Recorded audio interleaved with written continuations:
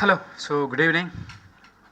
Um, the topic that I want to discuss here today is about mainly how to bring up a well-behaved dog, and that too through positive methods of training and socialization, all things related to bringing up a dog. That is. And the first question that normally arises with people, especially when somebody tells them your dog need to be trained, or somebody gets a puppy and then people think about training as, why do I need to train a dog? Why should a dog be trained? Now, the answer, there's just one answer to that, because your dog is living in a human society, and just like we humans have rules and laws to live in the society, things we shouldn't be doing, we should be doing, etc., which we teach to our kids, that you should behave such and such to elders, you shouldn't be doing something, you shouldn't be jumping on people, etc. A dog which is living in the human world, in the human society, should also be taught certain things, so that he doesn't upset the basic, upset other individuals in the society. Basically, keeps everything calm and acceptable to everyone. That is the whole point of training in the first place. That is, usually what happens is an untrained dog, especially if it's a large breed. No, almost 50% of the population usually hates dogs. That's the truth. If you have a dog, you will know that, like how people look at you when sometimes your dog jumps at them or something. Thing is, but we can't avoid that. We can't ask everybody to love a dog.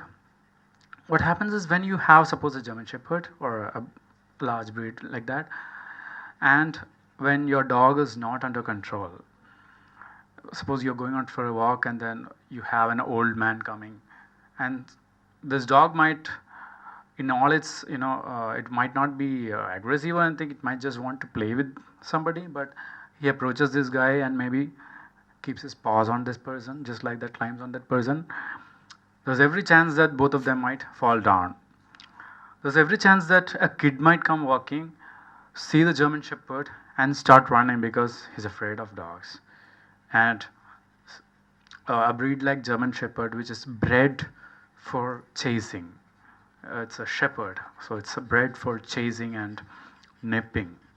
So you can't ask a German Shepherd not to nip a running object, because that's what they were bred for. They were bred for nipping the heels of sheep and controlling the sheep. So what happens is, the dog sees this kid running. Dog doesn't have the owner doesn't have any control over the dog because he is absolutely not trained, and the dog loses it. Dog chases the kid. Obviously, the dog wins the chase, bites the kid. Now the whole problem starts from there. Whether if it's a society, the dog gets expelled from the society and all those things. Okay, so basically the point is, that's one of the major reasons we should be training dogs. And second reason is, training actually improves a dog's life in a way, like dogs, as like humans, dogs also long for some kind of mental activity. And if you have trained dogs, you will know that, like, a 10-minute session or 15-minute session of training will tire down a dog like almost like a half an hour of walk. So, and a tired dog is a good dog. That stands true everywhere. If you find any dog which is being too unruly, too energetic, etc., that's because that dog is not tired. Dog is not tired physically and mentally. To get the dog tired and to get him to a calm state, one of the things you can do is walk him or play with him, make him run, etc. Another thing you can do is to mentally stimulate him, give him mind games, give him training, or keep repeating whatever he is being trained. So that is another part of training. Okay. Now, coming to well-behaved dogs, there are three things that matter the most. It's not just training part. We have, first thing is called socialization. Second is bite inhibition. And third is training, that is, proper behavior as been directed by the owner. And these three things form the core three pillars of a well-behaved dog. If any of these are missing, you have a problem dog in hand. An unsocialized dog will, whether depending on what it is not socialized for, whether it be like a lack of socialization with people, it will be either fearful of people or aggressive towards people or both. With dogs, again, a dog which is not properly socialized with dogs, unfortunately this guy is not, I believe. Such a dog will react to a presence of another dog either aggressively or with fearfully. And with objects, if your dog is not accustomed to nail trimming, I believe vets over here can attest to that, how hard it is to trim the nails of certain dogs. If it is not accustomed to other objects, for example, if you have a vacuum cleaner in home, if you have a lot of things for the whatever make noises, things like that. If your dog has not been socialized to those objects, you'll have a dog which for its life will always be fearing that object. Whenever, so you can never operate your vacuum cleaner without the dog running under the cot. So you have socialization with people, with animals, not just dogs, other pets in the home, whether it be cats or birds or whatever. And you have socialization with objects. And handling, that's also an important thing. That comes in people, but handling is also really important. Like this comes in, the importance of this comes when actually you take the dog to a vet and the dog is so reactive that the vet finds it so hard to handle the dog. Like a vet usually will need to handle the dog, put his fingers in his ears, handle his private parts, his bottom, etc. It's a common thing. And the way certain dogs react to it is beyond logic. Like, they react very violently to it, aggressively to it. All those because of lack of socialization to certain touches. And what happens is in a vet's place, it is kind of it's a safe environment because usually you have a muzzle there for aggressive dogs. But what happens in a normal situation is a kid comes to your home. The kid doesn't know.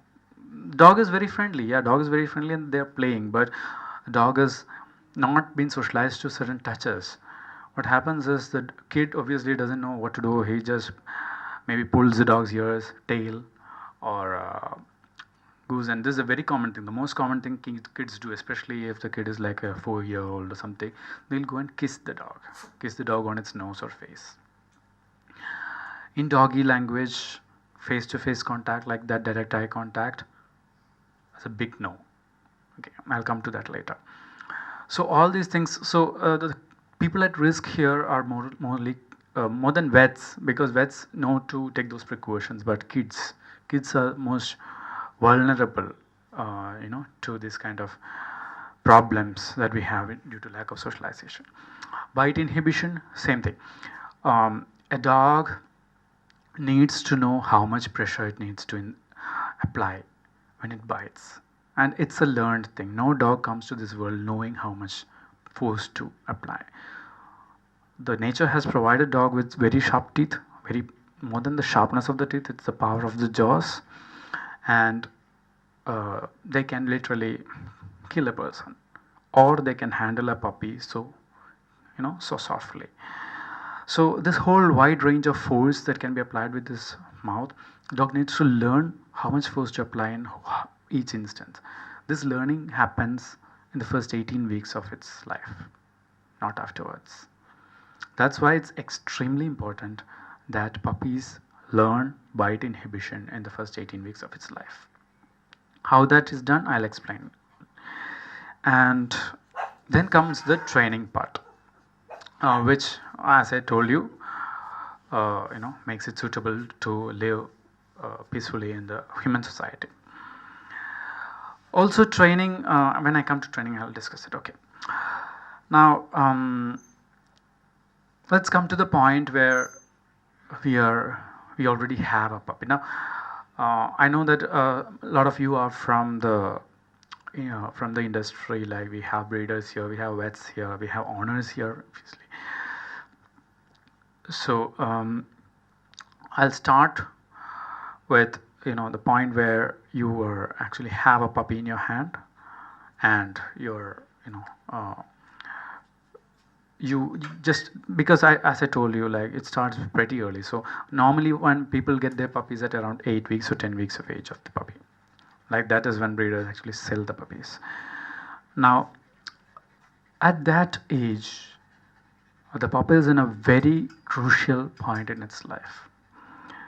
Why? Because one thing, as I told you earlier, the bite inhibition window closes around 18 weeks of age, and the socialization window, it closes around 16 weeks of age. So it's not like close on one day, not like that, but after 16 weeks of age, it gets progressively harder and harder to train a puppy, socialize a puppy. Okay. Now, when you get your puppy at around 10 weeks of age, you have just 4 weeks or 6 weeks. That is almost like 1.5 months to actually get him socialized. That's why I told you it's very crucial. And for breeders, as I always tell, like breeders and rescue people have a huge power in their hands, because these are the people who handle dogs from their kind of neonatal state to around 10 weeks of age, because you get puppies off the streets, or abandoned litters which are like very a week or two of age, and then you get to handle them to to bring them up for the next few weeks, which are very crucial in the dog's life. So they have all the power in the world to decide whether this puppy is going to be a properly socialized, properly bite inhibited dog, or an unsocialized dog with absolutely no bite inhibition. So that's why I always tell breeders and rescue people that you have the power, utilize it. And what is needed for utilization is information. So what I'll try to give correctly in this session. Okay. Now, after you get a puppy, so we're currently talking about it applies to before you get before 10 weeks and after 10 weeks. So I'm just talking about irrespective of the age of the puppy, but assuming that the puppy is still in its under 18 weeks of age. Okay. And it's irrespective of breed. So whichever breed, whether it be an Indian dog or an Indian breed or any other breed, it doesn't matter. So basically you need to train. Training comes under, like, first thing most people ask me is about toilet training, because otherwise your house becomes a mess. You end up cleaning your house 10 times a day, and if the dog doesn't learn about toilet training, again it's a headache for life. And any training for that matter, be it toilet training or be it socialization or be it bite inhibition or anything, comes under basically training. And there are two basic principles in training. That is, all training comes under these two things, which is, one is classical conditioning and one is operant conditioning. Now, I don't want to bore you with the technical terms here. But basically understand that classical conditioning is the association of a feeling or an innate need of the dog with a stimuli. For example, you won't understand if I tell you like that. This is something that happens emotionally. That is something that happens in the subconscious. I'll tell you an example. How many of you have a song which will remind you, which will make you happy? You hear a particular song, you feel happy or calm. It could be a bhajan, it could be a love song. I'm sure a lot of you would relate to that. If you hear a particular song, you will feel, or if you hear a particular smell, or if in my case, for example, I have an association with agarbattis. For example, if I smell a particular brand of agarbatti, I feel sad. Why? Because it is a classical conditioning that has happened in my early life when my grandfather died, and uh, you know those agarbattis were burning. I believe it is cycle agarbatti. I can still smell it. When the smell comes, I feel sad. This happens with a lot of people, especially women have this, like, if they have uh, in romantic relationships, they'll be associating their lover with a song usually. It happens with women a lot. So whenever in their later life they hear that song, they feel happy. This is true, whatever. And sometimes you see a particular tree and you feel happy because the tree is there in front of your home. You feel nostalgic.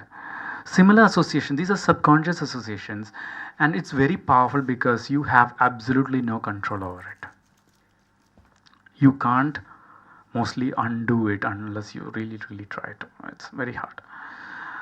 And that's why classical conditioning is so powerful that it can be used in dogs and it can be used in any animal to actually bring about huge changes in its behavior and to make it like almost anything.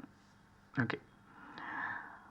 And so basically classical conditioning is about association. Now for a dog, association means food. One thing, food is its a basic need. So any dog will like, for most of them, will like food and will salivate when food is present. And you can associate that food with anything that you want. For example, if you want your dog to like nail clipping, for example, you associate the clipping of nail or the presence of the nail clipper or the touching of the clipper with his nails with food. And once repeated enough, and in a young age it's very easy, it only takes a few repetitions, the dog will absolutely love to be clipped. So my dog, if I take the nail clipper, he'll jump onto my bed and lie upside down till I finish clipping all his her 10. She has 10 close, by the way. So that's the kind of power we have with classical conditioning. Secondly, operant conditioning is about the consequences. So the dog does something and he gets a reward or a punishment. Basically it's a consequence, and depending on whether it's a reward or a punishment, the behavior increases or decreases. So you teach a dog to sit, that's operant conditioning. You give a command and make the dog sit. There are different ways to get that done, and then once the dog sits, the dog gets a reward. Once enough repetitions of this are done, the dog gets a point that, okay, if I sit, I'll get a reward. Okay. Now that same with any kind of such behavior, whether it be sitting or down or any of those things. And the thing with operant conditioning is the dog has the choice whether to sit or not. Okay. With classical conditioning, the dog has no choice. So once the dog is conditioned to the clippers, it's very, or when you really want to condition him to the clippers or anything for that matter, he doesn't have a choice whether to not like it, whether to not like that or not. For example, if a dog is reactive towards bicycles or cars, if you classical condition the dog to cars, it takes time obviously, but if you do that, and dog has no choice whether to not like the car or not, he will have to like the car because it's subconscious. But in the case of a sit or a down, the dog has all the choice whether to obey you or not. So these are the two kinds of training that happens, and all training comes under these things. The thing is with what my methods of training is that okay, there are basically 4 types of training. That is, you have the positive reinforcement, which is you reward for a positive behavior, the correct behavior, and the dog gets a reward. There is negative reinforcement, which is the dog is getting a punishment kind of thing. It's getting a negative stimuli, and the stimuli is removed when the dog obeys you or gives the correct behavior. there is this positive punishment. For example, the dog does something and he gets a punishment, and the behavior comes down. Fourth type is the negative punishment, which is basically you have a reward in front of the dog. The dog is getting a reward, but if the dog does something that you don't want, for example, a wrong behavior, the reward is removed. In my methods of training, I use only two of these methods. That is, one is positive reinforcement, and second is negative punishment. Both does not harm the dog in any way, does not cause pain to the dog in any way. Okay. With negative reinforcement, your examples of negative reinforcement include electric collars, choke chains, prong collars. So the dog is choked until he sits. Dog is pronged under his sits, or the dog is given a shock under unless until he keeps quiet. These methods, the problem with these methods is that they cause pain and frustration and all the associated negative feelings for the dog, and it's inhumane in my opinion. With positive punishment, same. Dog doesn't sit, vacuum. There are people who do that. I mean, there are methods who do that. I'm not telling they are wrong. I'm not telling they're wrong, or I'm not telling that What I'm telling is there are better methods to do these same things. I don't need to.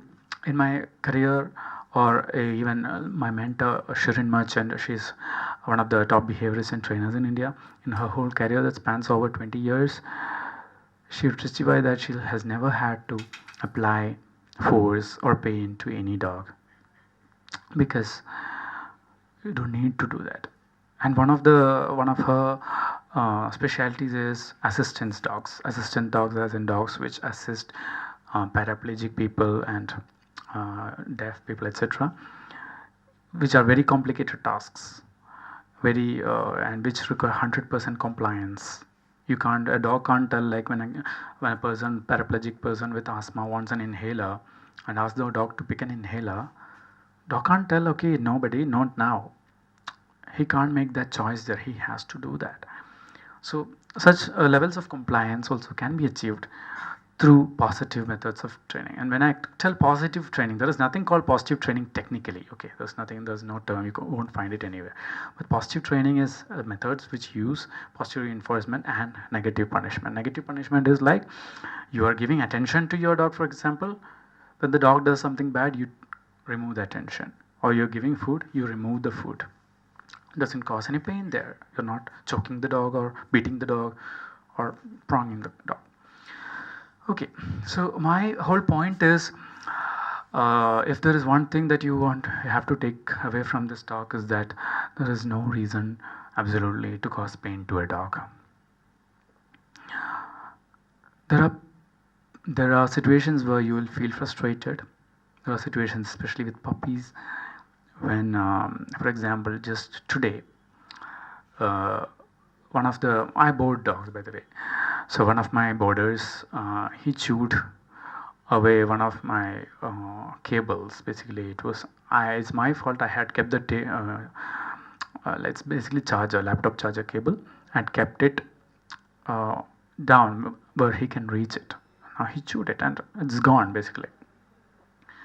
A normal uninformed dog owner would go crazy usually if something like that happens or something worse happens, and would punish the dog usually.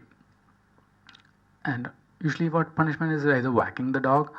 If they don't whack it like that, they'll take a newspaper roll and hit the dog, or do any of those bad things to the dog. And usually they do it after a long time after the dog has actually done something bad. So they come home from a film after watching a movie, and then they see that the dog has done something bad. They go angry and hit the dog. Absolutely no effect for that, because there is basically dogs, whether it be positive, whether it be rewards or whether it be punishments, the dog cannot associate anything that has happened more than 3 seconds back. If the dog has to understand that this punishment is coming for this particular thing, it has had to happen in the last 3 seconds. Goes with training, positive things. For example, if the dog sits and I reward him after 5 minutes or whatever minutes, even after 1 minute, the dog is not going to get the point. Not going to get the point why he has been rewarded. That's why timing is most crucial in training. Timing of reward. You have to pick the exact time to tell the dog that, okay, what I like what you did there. Okay. Okay. So let's that's the whole context there. So basically we'll be talking only about pain-free, force-free methods of training. Okay, let's get to the topic right now. I'll just breeze through it because the time we have is very limited. Okay, so for it won't really equip you with enough information to actually do the training on your own, because that takes a whole lot of learning. But you will get the point, get the basic idea where you can actually develop by yourself, or when you call a professional trainer, you can actually check whether these methods are being employed. And there is not like there are different methods for every training. Not like my training is the right way, but the only thing you have to look is whether the dog is being any pain is being caused to the dog. If there's no pain being caused to the dog, it's fine. There's nothing like wrong method or right method. Toilet training.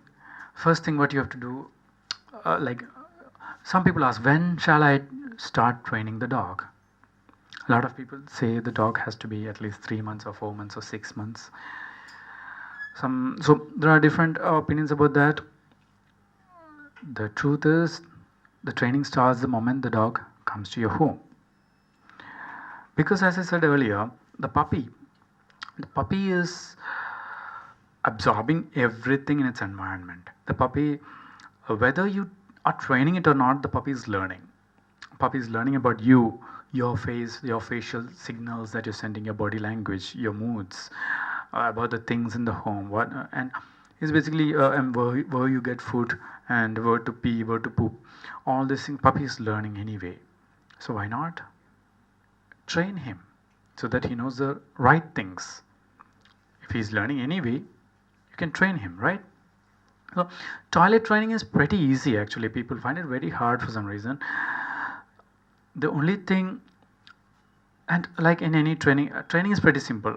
Like it's not rocket science or anything. Basically, you have to reward the right behavior, and since we are not using punishments, what we'll do is we'll ignore the wrong behavior. Okay. If you have a puppy, what I'd suggest usually is, especially if it's really young, or keep the puppy in your watch. I mean, basically where you can see it, and religiously take him outside to a peeing or pooping area every single hour. Keep an alarm. Every single hour, take him out. Wait till he pees or poops. And this because puppies usually pee every hour. So you take him out, or when he shows signals that he's going to do that, rush him out. Take him out once there and keep treats with you all the time. The moment he pees or poops, be very cheerful. Now, a lot of people will say, like, usually they don't say anything. They don't even be cheerful. They like, see the puppy pee or poop, okay, and then they come back. The kind of cheerfulness you should be showing should be really exuberant. You should really tell your dog that this is so good. My owner feels so good that I have peed here. Okay.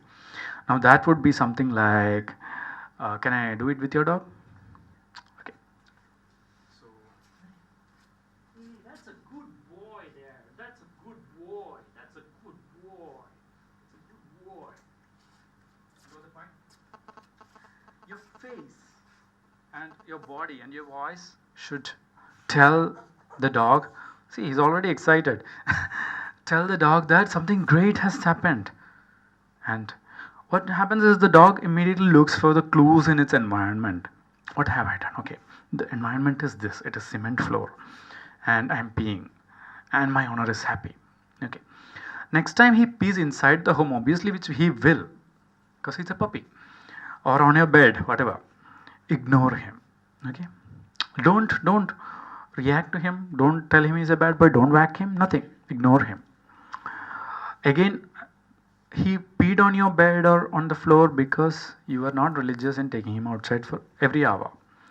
Okay, so catch yourself doing that, and every time the dog does it on the floor or wherever you want, the designated pee or poop area, do that. Be the best thing in the world for the dog for that few seconds.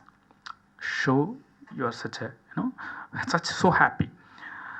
It takes just a few repetitions of this for the dog to understand that being here is good, being there gets me nothing.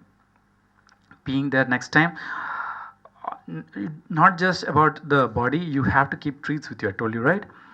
Once you do all the, all the excitement thing, feed him 3 treats, whatever be it pedigree or Royal Canin, or can be his food or any other treat, chicken or whatever. Feed him 3 pieces of that and come back. Repeat. Done. I can vouch for this that the dog will learn to pee or poop outside pretty soon, because he doesn't get anything here. When he goes there, he gets all the love and all the rewards, all the food, etc. They can balance that thing pretty easily. Okay. There are issues that could crop into this, which is out of the scope of the time here. Socialization, yes. Now this is where I need that puppy. Now we have that puppy here, right? Yeah. Socialization, as I told you, is about getting your dog accustomed to a lot of things. So it could be, as I told, people, animals, and objects, and also touch, different kinds of touch. Now this should happen, again, this can also happen, this should ideally happen starting from the breeder, and once he's back and once he's here in your home, it has to happen every single day till he crosses over the 16-week window, and it has to continue after that, but then you can reduce the reduce the intervals, not basically intervals, reduce the number of repetitions for this. So my target would be like, before he is 16 weeks of age, the dog should at least I'm giving a realistic number here, at least meet 50 people, 50 human beings. It's not pretty hard, especially if you just call a puppy party. You can call your friends to meet your puppy, or take him out. If you're living in a society, you can take him and on a walk, and make every other kid meet him. Whenever somebody meets him, ask the kid to give a treat. Basically, you are taking your dog for a walk, and thing is, most probably what will happen is, before 3 weeks of age, before 3 months of age, the dog wouldn't be vaccinated for a lot of diseases. Like, for example, he wouldn't have had his power shot or the DHPPI, right? The booster. Ideally, the dog should be walked on the road only after he has had the booster, I believe. So it is dangerous, especially since we have parvo and distemper here. It's dangerous to actually walk your puppy on the floor. So what you can do is, don't walk your puppy. You walk and carry your puppy. The puppy needs to see people. And if he doesn't see these people, and in a positive way, it should not be like people go and poke his eyes and run away. No. People can poke his eyes, yes, but people should also reward after that. Okay. Give a piece of treat to every single. You will know the people in your society, in your neighborhood. Ask them to give treat to the puppy. Ask them to. If you have a puppy party, call a party in your home. Ask all your friends to come. This is for your puppy, and this is for useful for his life. This is something that will, and if it's in a rescue or something, you have enough people coming, or you'll have your volunteers, you'll have your staff, you'll have other people who are just coming to give puppies. Ask them to take a few minutes, just a minute would do, to meet this puppy and give him a treat. Now, if a puppy goes through this, like meets 50 people, that's gonna really reinforce his socialization. He's never going to be afraid of people all his life. A dog who's afraid of people is a very hard being. It's especially if you are a very social person, and if you have people coming to your home every other week, if your dog is afraid of people, your dog will keep barking all the time that other people are there at your home. So um, get this socialization done, and currently I'll just demonstrate how the socialization should be done, so that people who are working here or people who are in the rescue and even vets can do this. Like whenever a dog comes to you, if he is a small dog, you can actually do a bit of socialization with him so that actually he'll love you in the first place, and also it will add to the whole socialization of the dog. Okay, Vignesh.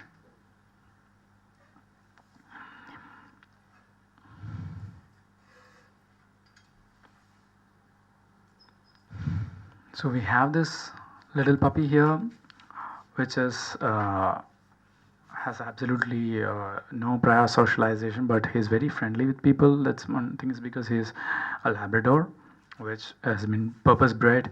One of the characteristics that has been bred into him is being friendly with people. Another would be loving water, which in a few weeks he'll start toppling all the water bowls and jumping into it. Okay, what we're gonna do is um, I'm gonna tell him in the, like, I'm gonna demonstrate how, basically you should be socializing any puppy for that matter. So I'm gonna take the treats first.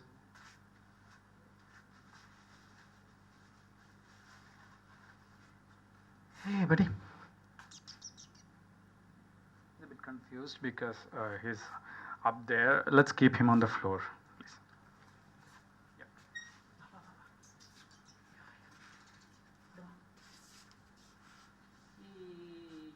He doesn't have a name yet, so I can't call him anything, but he just understands that I have food, so he's happy.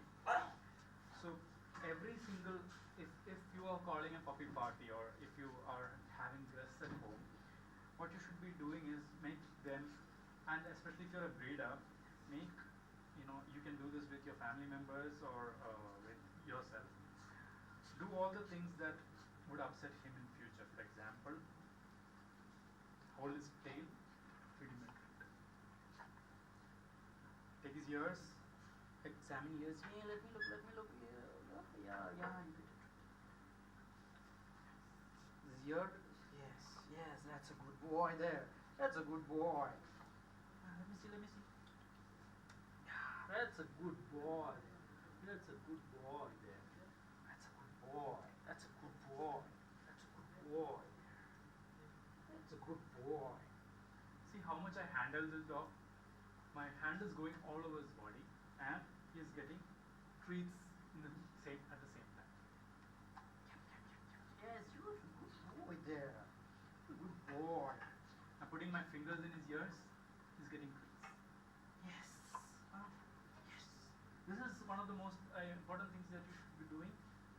Kiss him. Give it. Okay. Hug him. I'll tell you why.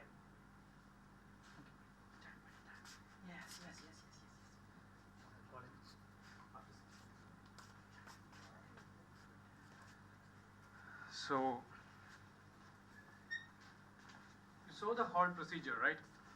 Basically, you are physically handling the dog, touching him in all his hot spots, basically. These are places where unsocialized dog would usually bite you if you put your hands. Ears, kissing face. One more thing, you can touch his paws. A lot of dogs don't like you touching their paws, pulling his tail, private parts, all those places. Handle the dog and make him, feed him. Even with this one instance of doing this, this dog would get a conditioning. That's because he is so young. You can't do this with a year-old dog. It will take a lot longer to get the same effect, but with a single instance he would already have some conditioning. Repeat this 50 times and imagine how good a dog you will get. He will never ever have a problem with people handling him, people touching his parts, and the vets will have a fantastic time examining him. So you can, again, another thing you can do is lift his lips, put your hands inside, all those things. And let people do this. If people are uncomfortable with it, don't ask them to do it, but people who are usually comfortable with dogs, make them do this thing to your dog. And at least within 16 weeks, at least get some 50 people to do this. Secondly, about socialization with dogs. Now, this thing has to usually happen um, in a rescue center. It's very easy because you have a lot of puppies around, so you can let them play. Usually they'll just start playing after a while, and that will automatically build up the socialization. So most dogs who come from rescues are very socialized with dogs because they are around a lot of dogs. But a dog that comes from the breeder, usually, especially if the dog has been taken away from its litter early in its life, needs to be socialized with dogs. And how you can do that is, you can ask friends of you who have dogs to come over, or take him to friends who have dogs. And the same thing, basically, if the dog is interacting with another dog, reward him.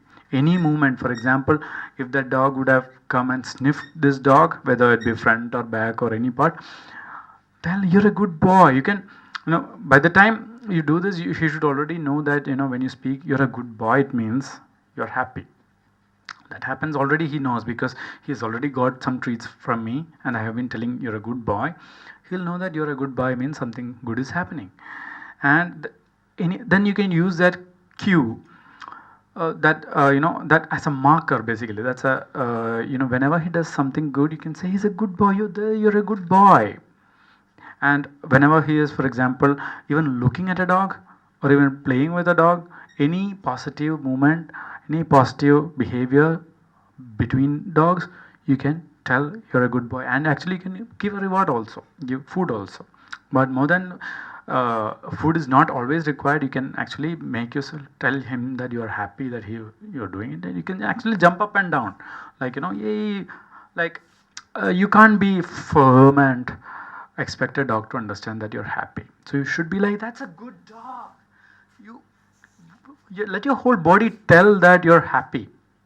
And doesn't take much, you do that with kids, but for some reason you don't do it with dogs. I can see even very firm, like, all bossy people being very childish with kids, but they don't do it around dogs for some reason. But it's the same, you should be doing that with dogs at that age. Okay, coming to bite inhibition. Okay, socialization with objects, same thing. Any positive movement in the direction of the object, reward. How do you make him socialize with a nail clipper? Bring the nail clipper in, reward. Take it off. Reward gone. Again, bring it to his side, reward. Take it off, reward gone. Do that 5 times. Next time, bring the nail clipper, touch his feet with the nail clipper, treat. Take off the nail clipper, done. Touches another feet, treat. Repeat that 5 times. Next time, take one of his nails, just slowly press on the nail, reward, don't cut it, stop. Next, wait for like a half day or another day. Next day, take the dog, cut one of the nails, reward, give huge reward, stop. With classical conditioning, you have to go very slow. Every step matters, and you can't rush through it. You can't cut all 10 nails and give all the reward at the same time and expect your dog to like the whole experience. Cut one nail, reward. Cut one nail, reward. Do that until you have cut all the nails. By the end of that session, it can take 2 days, basically. You're not cutting continuously, but your dog will love the whole concept of cutting nails. If he still doesn't love, you have made some mistake somewhere, so continue it for another, next session. Like after 2 weeks, you'll again need to cut his nails. So do the same thing. Don't rush it.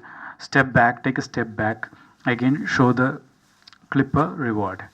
So basically, whole point is you are conditioning the dog to basically, be so happy when he even sees the nail clipper. And this really happens if you do it right. Okay, and same with every object. With vacuum cleaner, bring the vacuum cleaner into the room. Don't start vacuuming immediately. Bring it there, reward the dog. For every step he takes in the direction of the vacuum cleaner, reward the dog. After then, don't vacuum that day. Next day, keep it there, reward the dog. Turn the vacuum cleaner on for a second, like stop, reward the dog. Do that 5 times, and maybe in the evening or the next day, do it like for 30 seconds. Turn on the vacuum cleaner, reward the dog. That is more than enough for any dog, even for an adult dog, to like the vacuum cleaner. Trust me. So obviously, if he has already a negative association with the vacuum cleaner, this is a different thing. Then you have to use counter conditioning. But if he is neutral with the vacuum cleaner, if he has never seen a vacuum cleaner, this will work pretty easily. Bite inhibition, yes, very, very important. Why? Because a dog who doesn't know how much pressure to apply during a bite is a dog which will cause major injuries. And how does a dog learn how to apply enough pressure, the correct pressure? Through playing with other puppies majorly. Have you seen puppies play? You have, right? When they play, they bite each other a lot, and puppies are given very sharp teeth by nature. They bite and they cause pain. And when pain, or when the receiver gets the pain, what does he do? He gives a cry, right? You've seen the puppies cry, like yeah, kind of cry will come, and the other one stops immediately. What has happened? If he's too bossy, he will again go and attack it. Sometimes he'll just stay like that. So depending on the dog again, but usually that is a feedback that he's getting from the other puppy, that bite was too hard for the puppy. If you let your puppy, and this happens usually if the dog has been removed from his litter only by around 10 weeks of age, he would already have learned a lot of bite inhibition. But if he has been removed earlier, you need to teach the dog bite inhibition, either by letting him play with other puppies, whether it be your friend's puppies, or boarding him for a few days in a place where there are puppies, or basically get him to play with other puppies. Puppy parties are there. They're not here too much, but there are places you can arrange something like connect with people who have puppies. Otherwise, you can do it yourself too. How? Either there are two methods. I'll tell you. Like, one of the methods is to imitate a puppy. So basically, you are playing with, and puppies will be biting you too, right? Anybody who has had a puppy ever will tell you, like, you get really sharp bites. So when the puppy bites you, basically give a yelp and turn your head. Basically ignore the puppy. So turning your head is a big body language for dogs, which says, I'm not interested in what is happening right now. So turn your head. You basically give a yelp and turn your head. And the puppy will look at you like, oh, what happened just now, and he'll associate this whole thing. And this is again negative punishment happening. You were playing with the puppy, you removed the play, and the puppy will associate that with the biting, and he'll reduce the number of bites and the hardness of the bite. If that doesn't happen, then there are other ways, like you can sometimes what happens is the puppy jumps on you. It doesn't stay there. Even after you yelp and turn your head, he'll start jumping on you. So you'll have to constrain the puppy, where he can't reach you, and then do the same kind of thing. Or you can, instead of the yelp, you can actually include a word like stop or no, which will additionally train the dog to learn the word stop or no, to stop what he's doing. Okay, let's so all this has to happen before 18 weeks. That's the key point here. That's why I say again, rescue people and breeders have a lot of power in their hands. And the socialization should continue into its adult life. Not like you socialized a puppy and then you shut him in your home for the rest of his life, and then you expect him to be social with people and animals after you take him out like 2 years later. No, it doesn't work that way. The dog has to meet new people every week, has to meet new dogs every week out on a walk. Not that he should, if he is meeting another dog in the same house or another dog in the apartment complex, no, it doesn't work. He has to meet new dogs, he has to meet new puppies. All through his adult life also for to that to be maintained. But again, as I said, you don't have to do it so intensively. So once in a while, once a week is fine enough. Should be fine enough. The more the better. But I'm just telling the uh, you know uh, practically feasible uh, things, like the intervals. Okay. Now another very important thing, and this is a bit contested thing, but um, uh, I have experienced that it really does exist. Is about fear periods. Fear period is a periods are periods in the dog's developmental stages where he is very susceptible to developing fears or phobias for certain stimuli. Now, the fear periods happen. First fear period is usually between 8 to 10 weeks of age. Second one is after around 6 months to around 8 months. So, what happens during the fear period is a thing called a single event learning can happen. A single event learning is something bad happens to the dog. For example, um, you are going to the vet and you take the dog out of the car and you shut the door and the dog's tail gets trapped between the door. Bad event.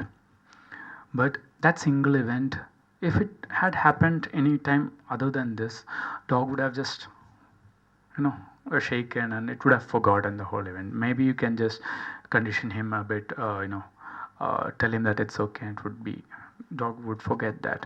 But if this thing happens or events like this happen during the fear periods, it could develop into lifelong fears or phobias for the dog. So dog could start fearing cars, dog could start fearing you, dog could start fearing whatever was next to this dog when that happened.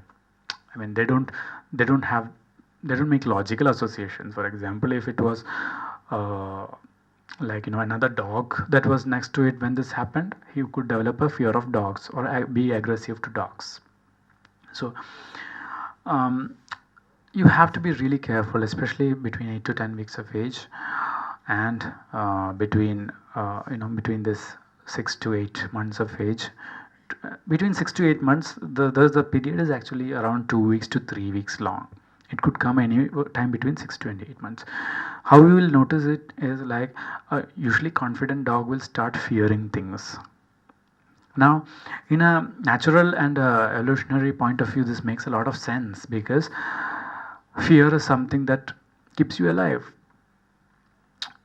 You in the wild, you need to fear. You need to fear predators. You need to fear things which could be harmful for you. So that's when that fear develops, and it could save its life in the wild. But in the human society, and when the dog is living with us, fear is for unwanted and unreasonable things, like for example, fear of a vacuum cleaner or anything like that, which comes in that fear period.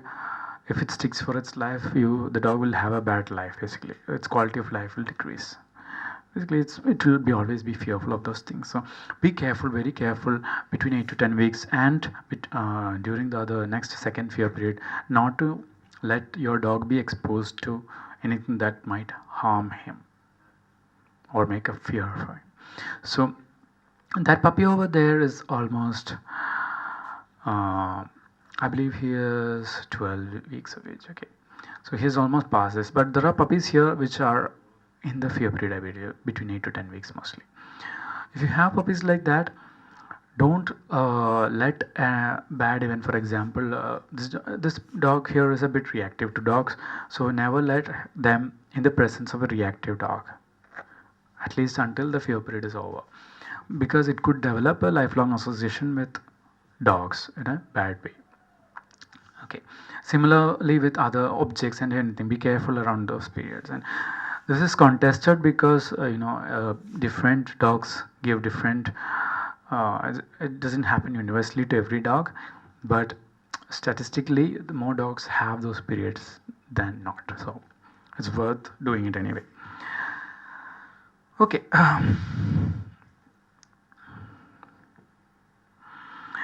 I'll stop in a while. I'll just rush through the rest of things like about training. Now, when you talk about training, training can be, training is so vast a field. You can basically train your dog to do a whole lot of things. Basically, be your companion, be your uh, guard dog, be your, take things for you, bring things for you. Basically, a number of things. What I'm concerned here is about a basic companion dog. Companion dog is not a guard dog, it's not a hunt dog, it's not any of them. It's just a dog. It's not an assistance dog also. It's a dog which you keep in your home for company, just like this dog. Or normally people keep, for example, most of the people these days keep dogs for company, not for any purpose for that matter. And the basic obedience for a companion dog should involve not too many things but three basic things which are very important. Basically they are life-saving items. One of them, and the most foremost, the most important one, is the recall. Recall means it's not proper English, but it's a dog training lingo. Recall is basically if you call your dog should come to you. It doesn't happen 100% of the time, never. Even for very well trained dogs, it never happens 100% of the time, but it should happen more often than not. And if it happens like 80% of the time, good, very good.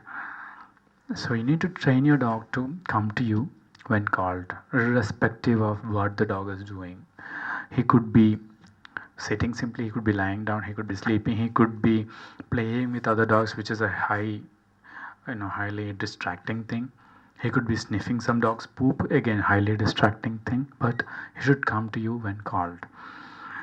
So there are different methods to do that. It's very hard to actually go through all the methods. So and you can find enough if you're interested, you can find enough information about this online also. When you check, or you can give me a call, and I can explain that to you because we don't have time here. Only thing when you check for methods online is that online anybody and everybody can post their opinions or their methods, and just look whether the methods involve any sort of pain or force. If it does, don't follow that person. If it doesn't, if a person's method doesn't involve intimidating the dog or punishing him, whacking him, poking him, hitting him, all those things, follow him. Otherwise, it's not a good thing. I'll tell you why. I'll just tell you one example. Imagine your dog is not obeying you and you are whacking him on the head. Right? People do that. People whack them on the head or slap them for not obeying because they have watched some videos or they have been told so. Then and the dog obeys. It's one of the methods of training, again, which I don't follow, is positive punishment. You punish the dog, and in order to not get the punishment, the behavior comes down. So the dog might start obeying the person.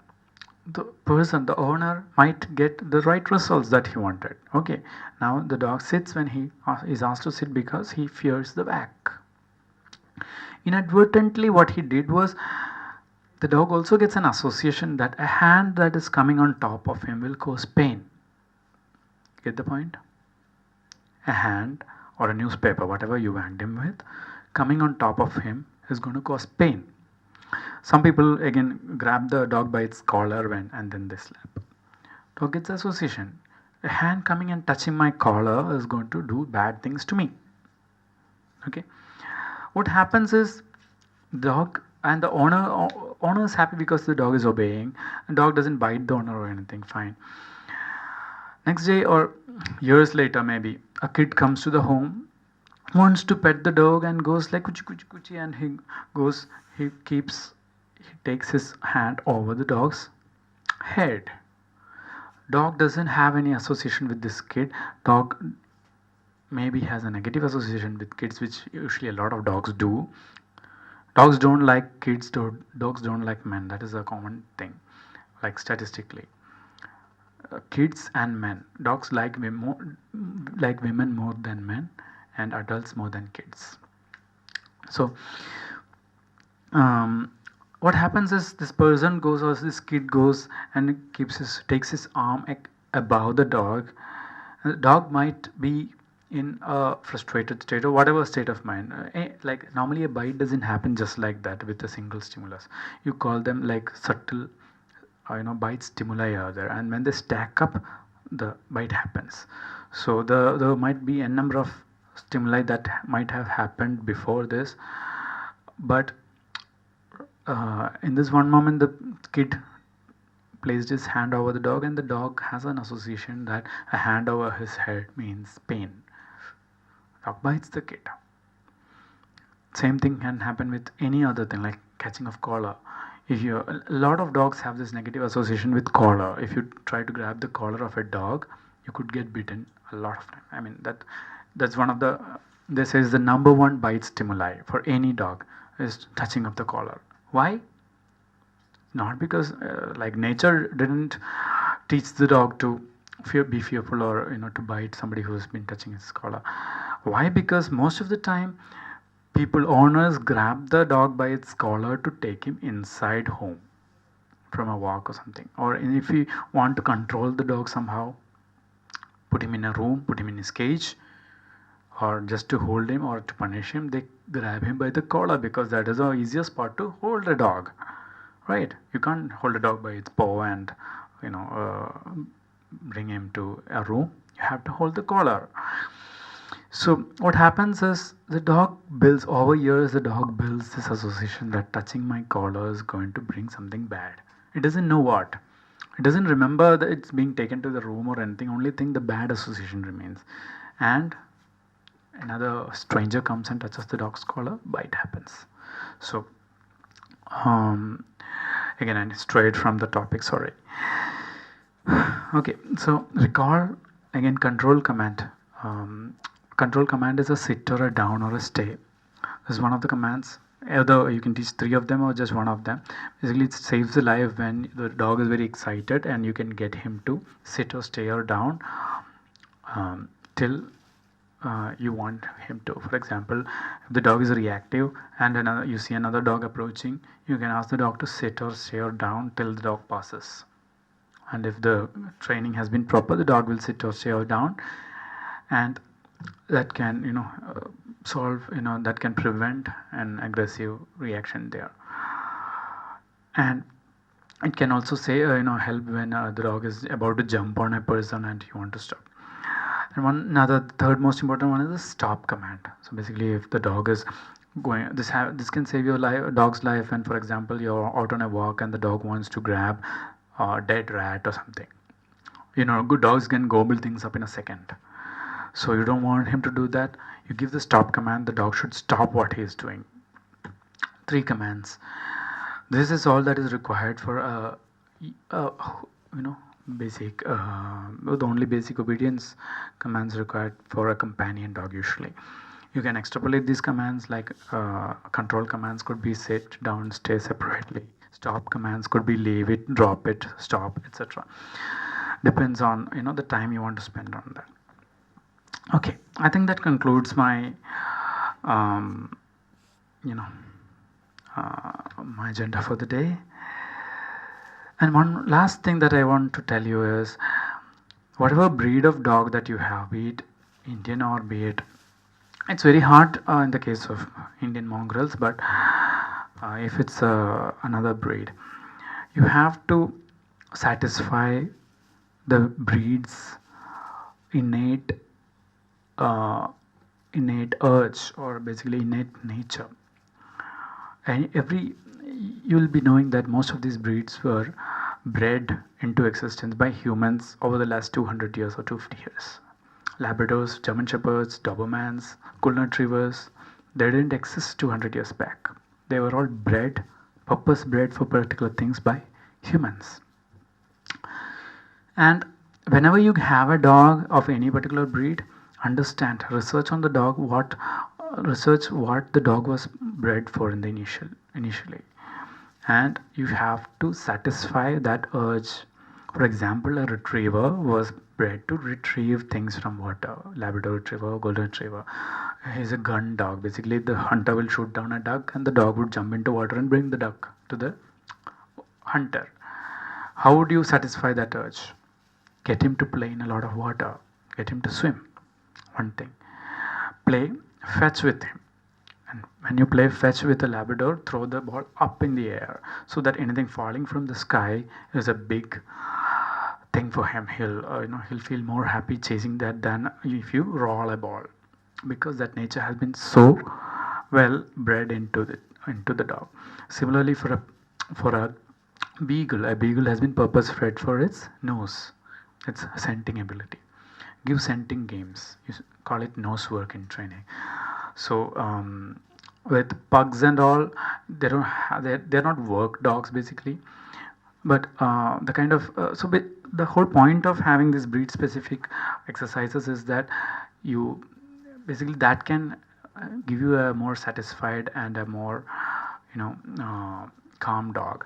So with breeds like this, you have to look at the energy level of the dog, and if the dog is a high energy dog, if he runs around the home a lot, you have to get him to walk a lot, etc.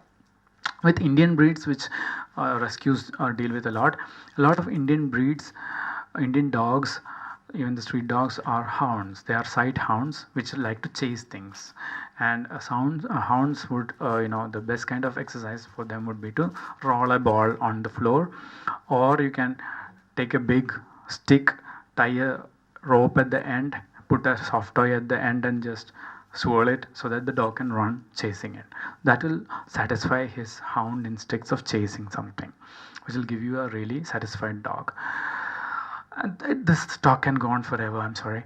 I'm sorry I have to stop it right now because we have time limitations. But I hope I could convey some information to you, and you can and again, at least it's a starting point for you to start training or research more on these topics. Thank you.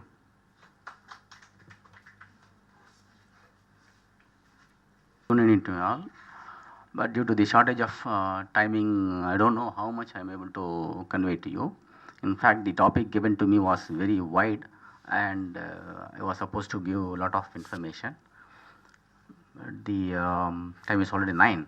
Anyway, as the topic has been given to me, I have to say, I have to do whatever the job is assigned to me. See, this topic is arranged, or this speech is arranged by Almighty Adoption Center by Mr. Vignesh and his trust. And first of all, I have to be thankful to them for having organizing this function. The organizing one function is not so easy, especially today there is bus strike. Instead of bus strike, he could able to mobilize something, and I'm grateful to him, and I got his contact through a WhatsApp group. Fine.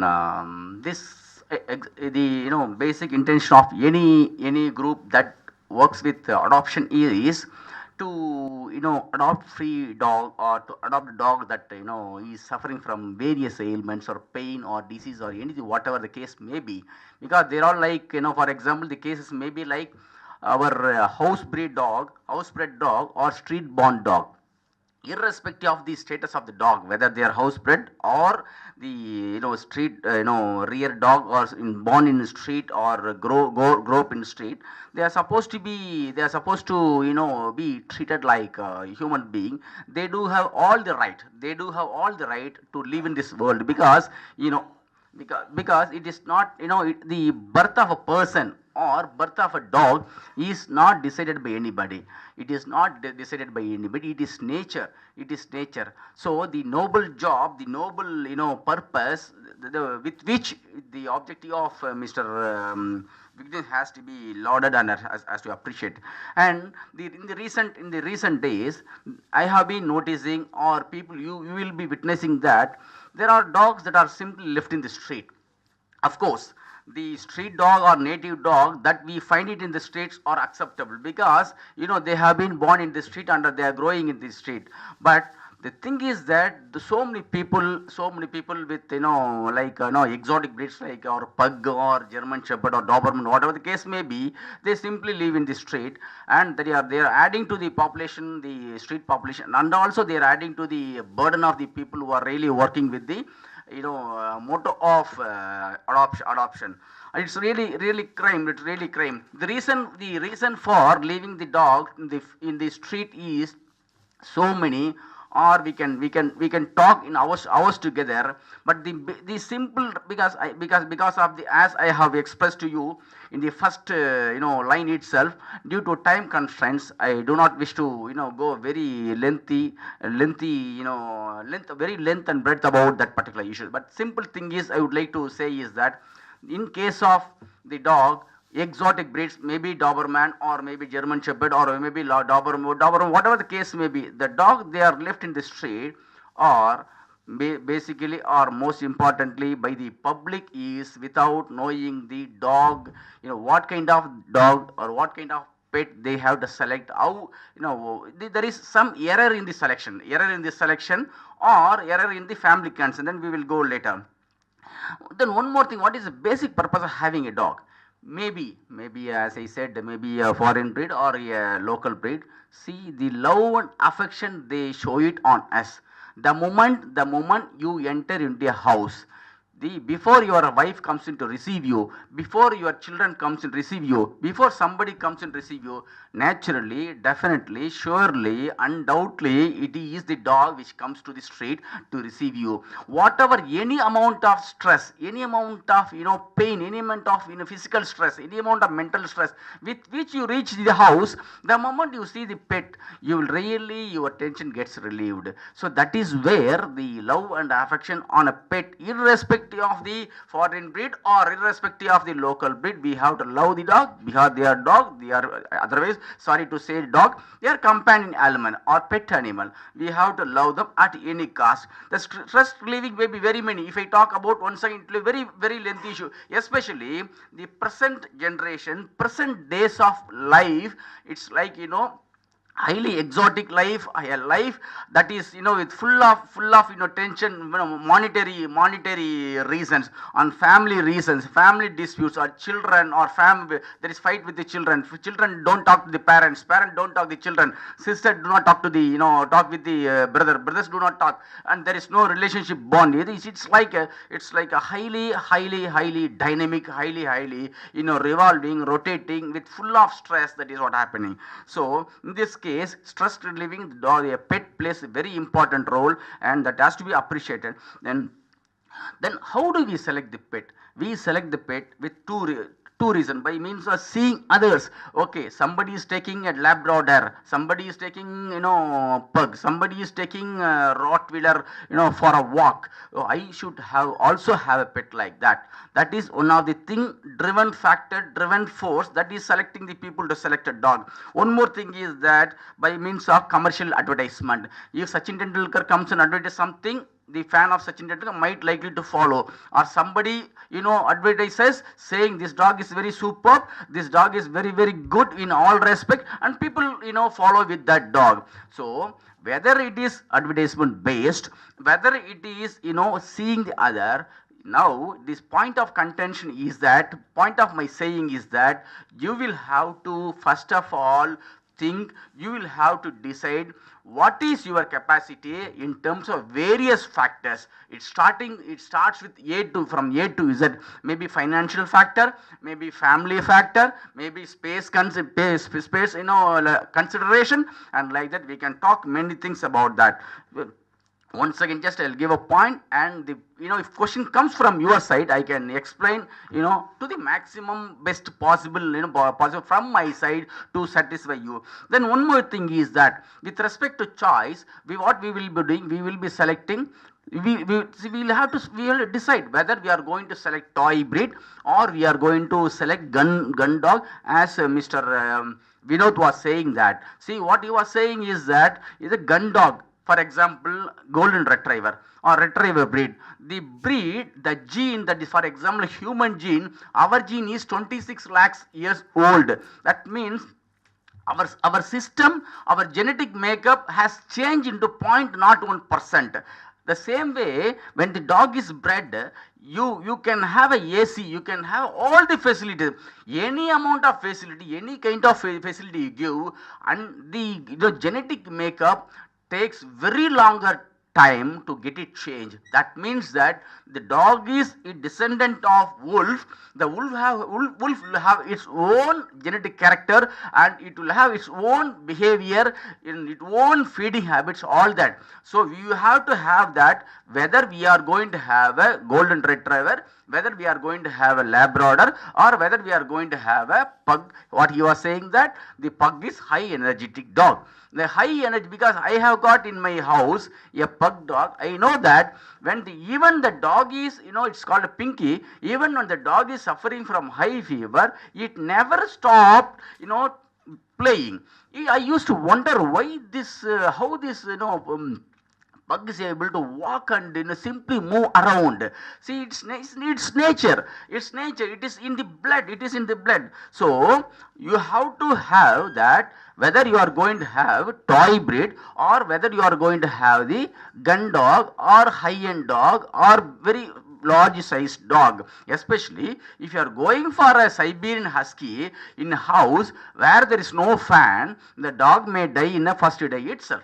In a house where you are going to have a dog, for example Saint Bernard, without a fan, the dog might die on the day itself, because the pug dog, what we say is that they are all brachiocephalic breed.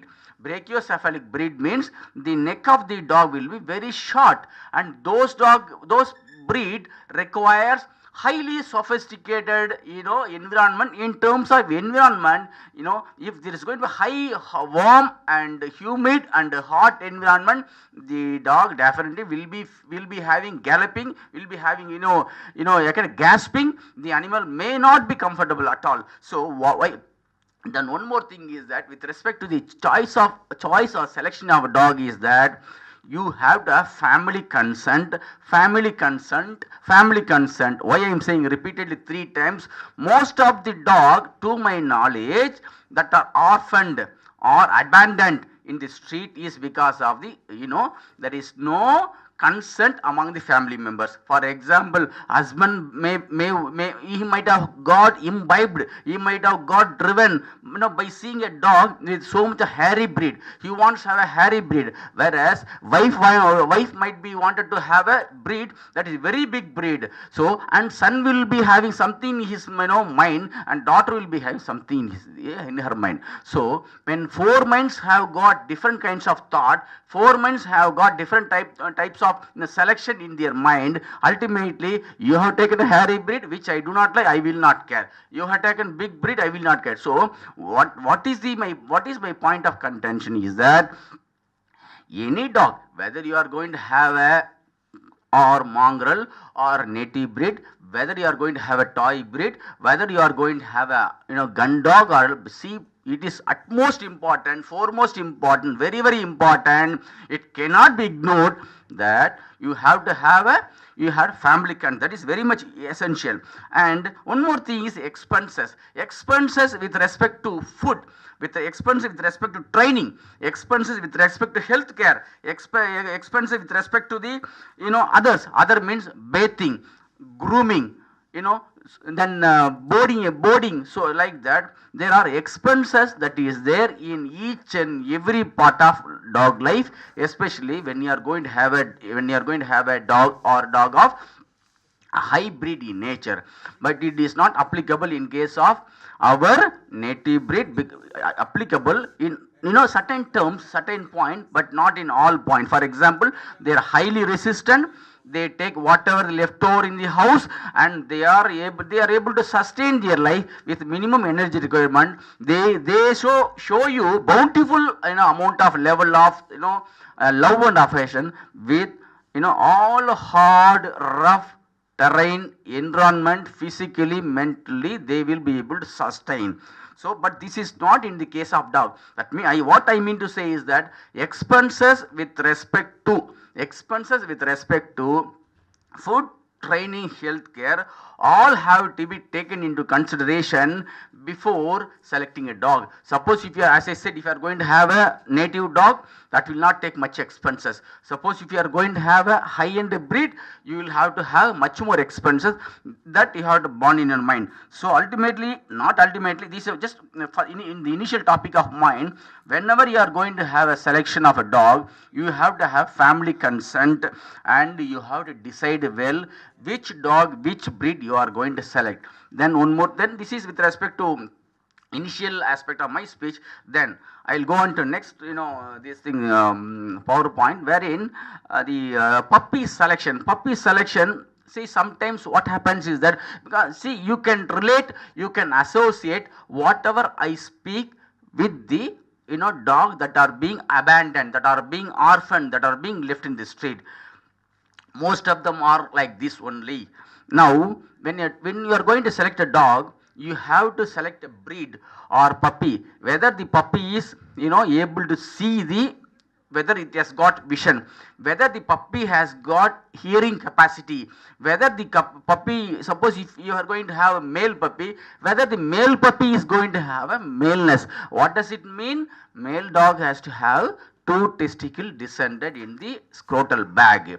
When you are going to have a two testicle absent in a puppy, it is called bilaterally cryptorchid. If you are going to have only one testicle descended, it is called unilaterally cryptorchid. If you are going, some dog, they will not have even anal opening. When your dog is not having anal opening, the moment you bring a dog into your house, then it will take food and it will not be able to pass stools. When it is not able to pass stools, and you will be, suppose if you have a nearby a veterinary doctor having such a knowledge, then definitely it has to be surgically corrected. How it has to be corrected?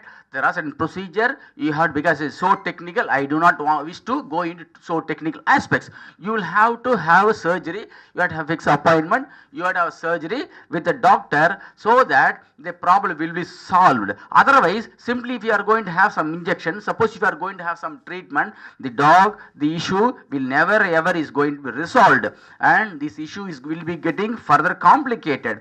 And one more thing is that milk teeth. So like us, the dog used to have a milk teeth and permanent teeth. That means that initially when the birth has taken place, there will be milk teeth. Later, over a period of few weeks, they will slightly fall, and new teeth or permanent teeth will be erupted, and they will be staying forever. So the moment the milk teeth is falling down, you should not think that something is wrong, but you should have the awareness, you should have the knowledge that it is natural, like us, it has to be fallen. This is with respect to puppy selection. Then now I'd like to go to the area of a nutritional area. See, now there are nutrition. With respect to nutrition means diet, nutrition means food. Nowadays there are commercial food available and homemade food available. You can select either commercial food or homemade food. Whatever you select, whether commercial food or homemade food. In case of you are going to select homemade food definitely will not be having all the nutrients that are supposed to be there. For example, carbohydrate, protein, fat, vitamins and minerals, that will not be there. Whereas in commercial food, all will be there. In homemade food, thing is that cheap and best, you can, it means that you can prepare at home itself. The homemade food, it is good for, it's not that good. As I said earlier, your Indian breed, native breed, non-descript breed, they adjust very well to the homemade food. Whereas in case of exotic breed or a foreign breed or imported breed, for especially Siberian Husky, whatever I said here, Siberian Husky or Saint Bernard, or those breeds definitely will not be able to sustain its body requirement in terms of nutrition fully. Hence, it is better advised to go for commercial food. I do not want to go into the detail or issue of which commercial food you have to go. It is up to your decision, up to your veterinarian decision. However, when you are going for commercial food, you must have to know one thing, that commercial food is not so easy, it is not so simple, it is not so cheaper, it is highly costly. For example, if you are going to have a or B commercial food in the beginning of the career or beginning of the life of a pet, you will be spending a lot. At the same time, when you keep on feeding a dog food, when the dog has matured, when the dog has become adult, you just calculate, it will become even 6,000 to 7,000, sometimes 10,000 per month. For example, 1 kg of one food, commercial food, is available at the rate of 450. Even our rice is not sold at 450, it is sold at maximum 50 to 60 rupees. Of course, I do not go into much of that. So you decide this part also you will have to decide. Having purchased a dog, having brought a dog of high caliber in nature, if you are not able to offer yourself, if you are not able to provide a feed, your nutrition or dog food to the required quantity, required food and other expenses, and there are cases they simply abandon the dog. And growth rate, see, for example, 1 year of dog life is equal to almost, first year is 14 years of human life. You imagine 1 year of human, maybe female or male, the growth period, a boy or girl to grow 14 years of age, how much of food, how much of time, how much of expenses, how much of care is required.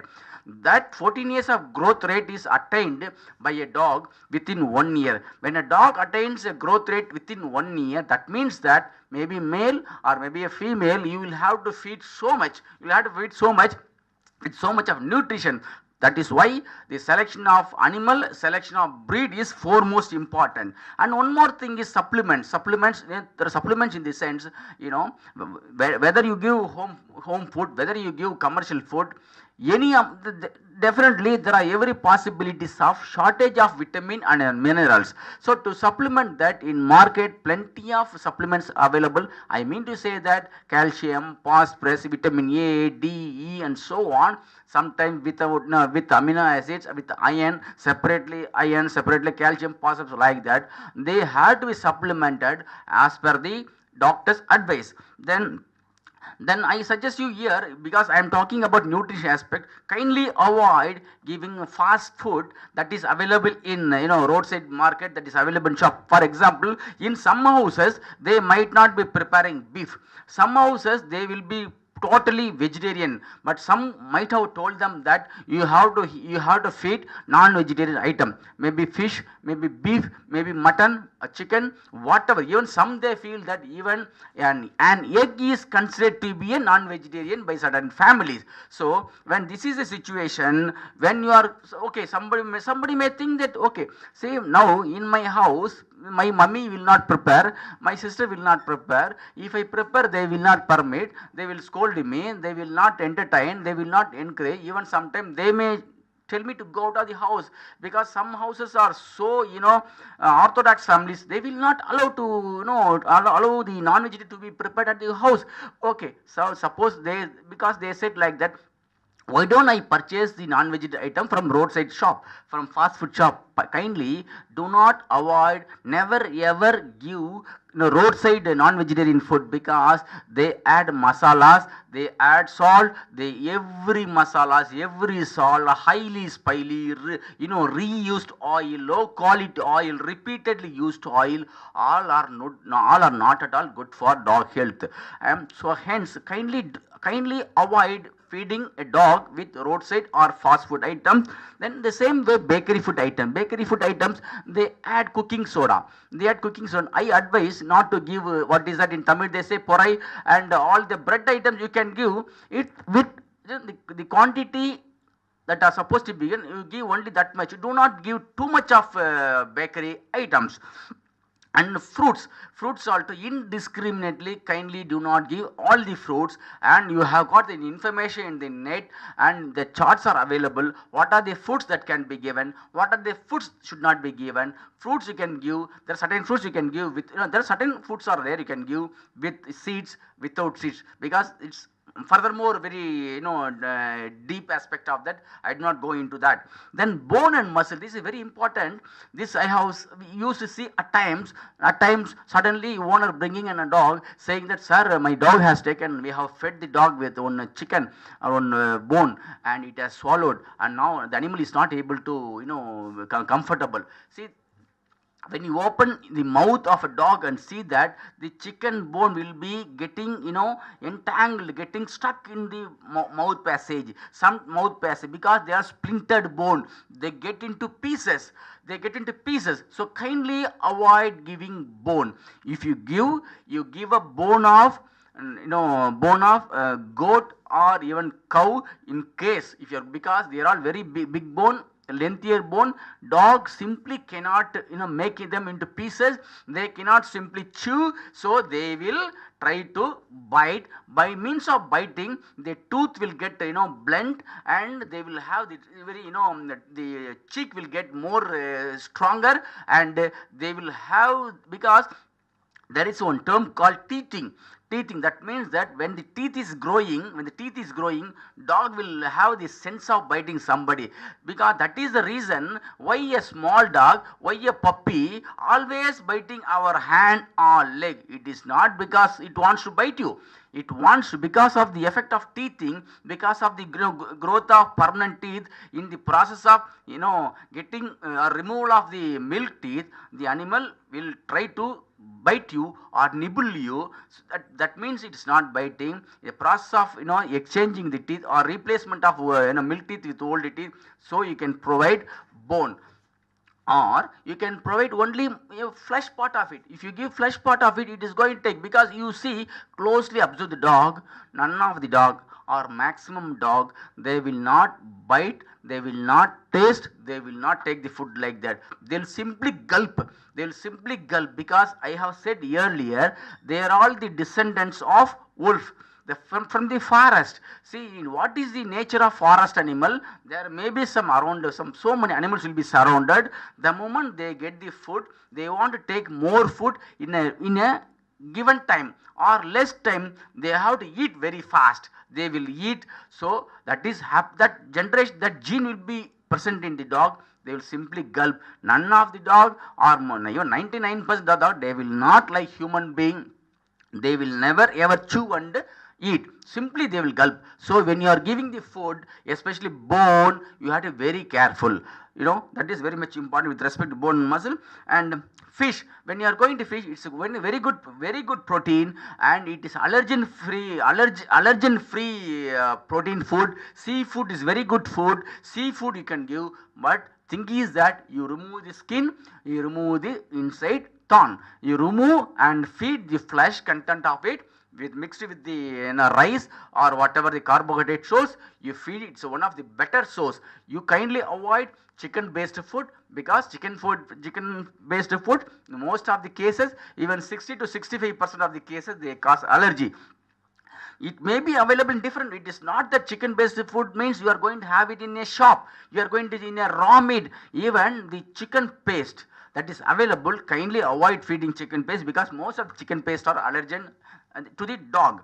And raw meat in foreign, abroad, there are shops to sell raw meat, and in our India also, I heard there are someone who market the raw meat, and raw meat can be fed with a condition that if raw meat is highly sterilized and free from pathogen, because meat is means what?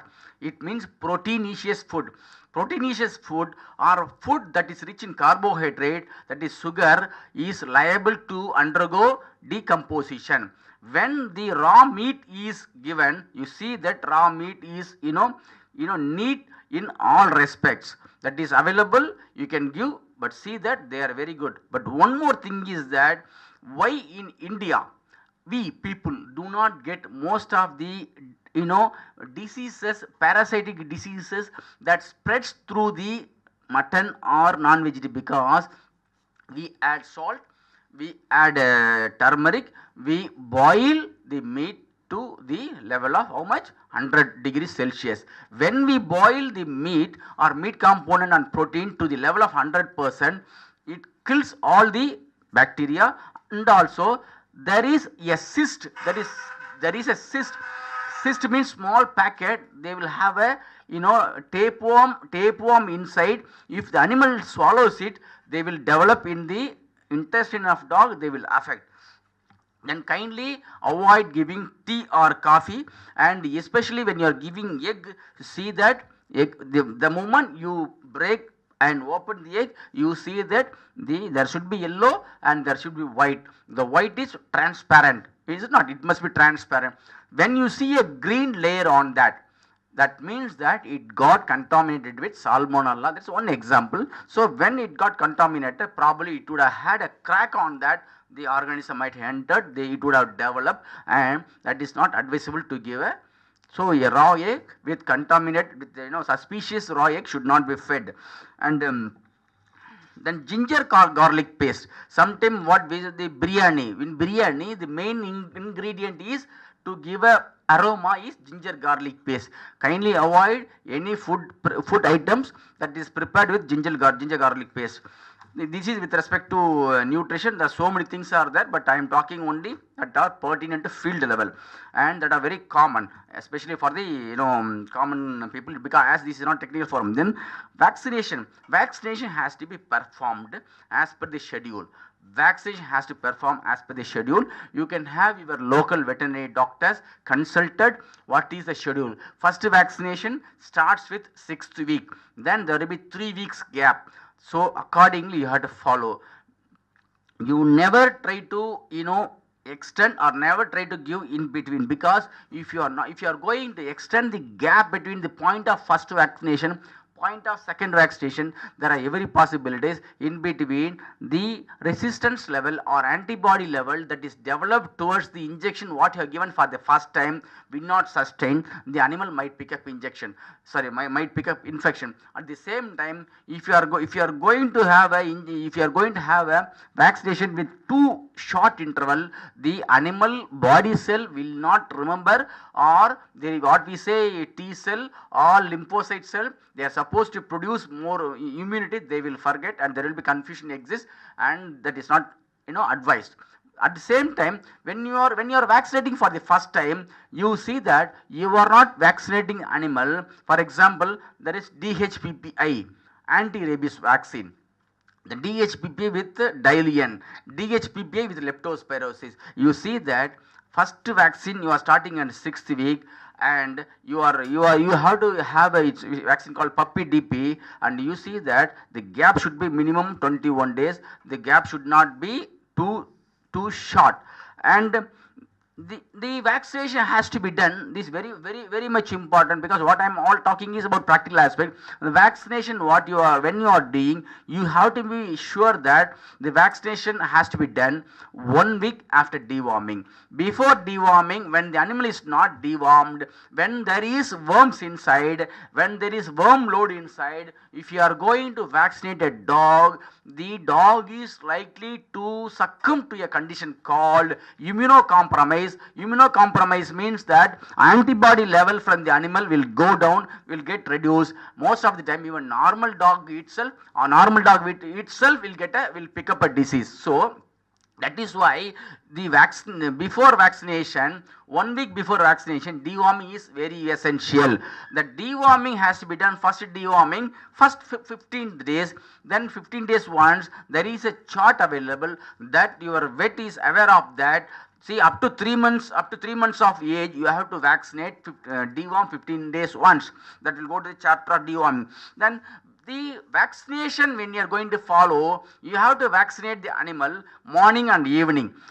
That means cooler part of the day. Cooler part of the day when the animal is stress free, when the animal is comfortable, when the animal body is comfortable, when the animal is stress free, when there is no environmental stress, when the animal feel comfortable, all that time only you have to vaccinate. Do not take the animal, especially when the summer like this. In summer like this, if you are going to take the pet to a doctor to vaccinate, such a deadly hot period, animal definitely will have so much of stress. In technical term, when we talk about, it is called so much of steroid synthesis in the body. Steroid synthesis, that is corticosteroid, will suppress the immune response. That means that sufficient or expected required amount of antibody will not get produced by the dog system. Hence the vaccination, efforts of vaccination will become futile.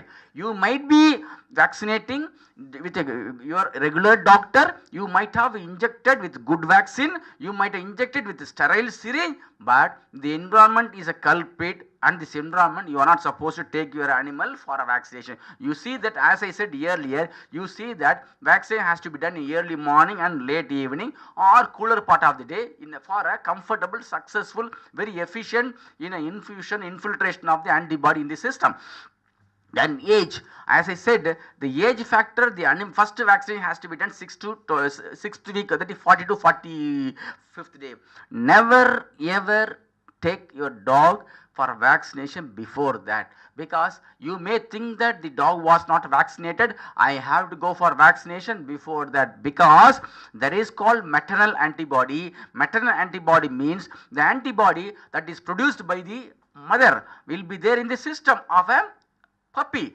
When the antibody is there, when you are going to give a vaccination, that is called antigen antibody will join together. As a result of that, the effect of antigen, effect of vaccine will be nullified. So you have to have strictly follow, for example, 6th week vaccination, or first vaccine, you go 6th week, you take your dog only during 6th week, do not take before that. At the same time, you have to remember the season, you have to remember deworming and booster. What is meant by booster? Booster vaccination is nothing but giving the vaccine second time, because the system of an animal will not remember if you give once. If you are going to give second time, the system will get stimulated, more volume of, more amount of antibody, the sensitization will be there, more amount of volume and the antibody will be produced. Now with respect to age, I said the age factor is very much, and booster is very much essential, and healthy animal has to be vaccinated. You please remember that vaccination is not simply pricking something and paying money to a doctor and filling up the vaccine sticker on the vaccination card, or simply get the signature and claiming and saying that I have vaccinated my dog. It is not at all like that. Vaccination has to be done properly, very much essential. Now, for example, if your pet is suffering from a severe systemic disorder, if your pet is suffering from a high fever, if your pet is full of worm load, if your pet is going to have a severe external parasitic load, if your pet is going to have severe dermatological problem, skin problem, if you are going to have highly thyroid problem or any systemic problem, if you are going to vaccinate, definitely expected results will not be there. So kindly avoid. One more thing is that I have observed in practice, the people are getting their dog vaccinated at before 3 months of age for anti-rabies vaccine. Never ever go for vaccinating your pet against rabies disease before 3 months of age, because the animal will respond to the antigen of rabies only after 90 days. They claim there are certain brand of vaccination that is available even before that. Better to avoid or to wait till 3 months of age to give a vaccination of rabies.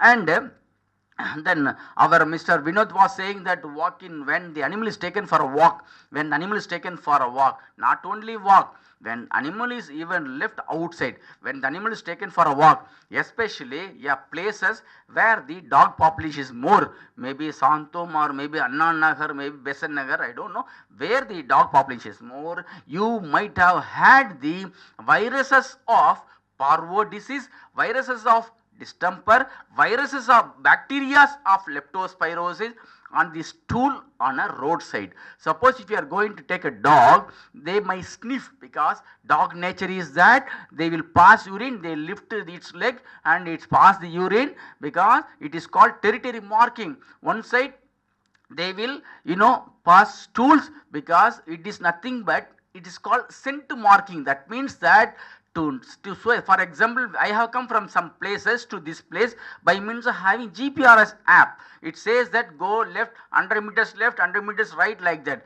Animal do not have any GPRS map like that.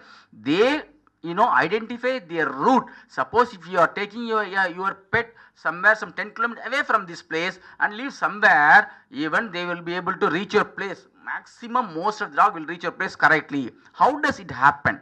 It happens through the, either if you take a dog for a walk, sniffing the urine, because they will not see their urinary bag will be only this much. They will urinate few strips of urine here and there. It is like marking it territory, to remember that I have to come back through this route. And when the dog you take in a car, they just try to sneak outside, to see you may be thinking to see the environment. It might be seeing the environment, it might be enjoying wind flow.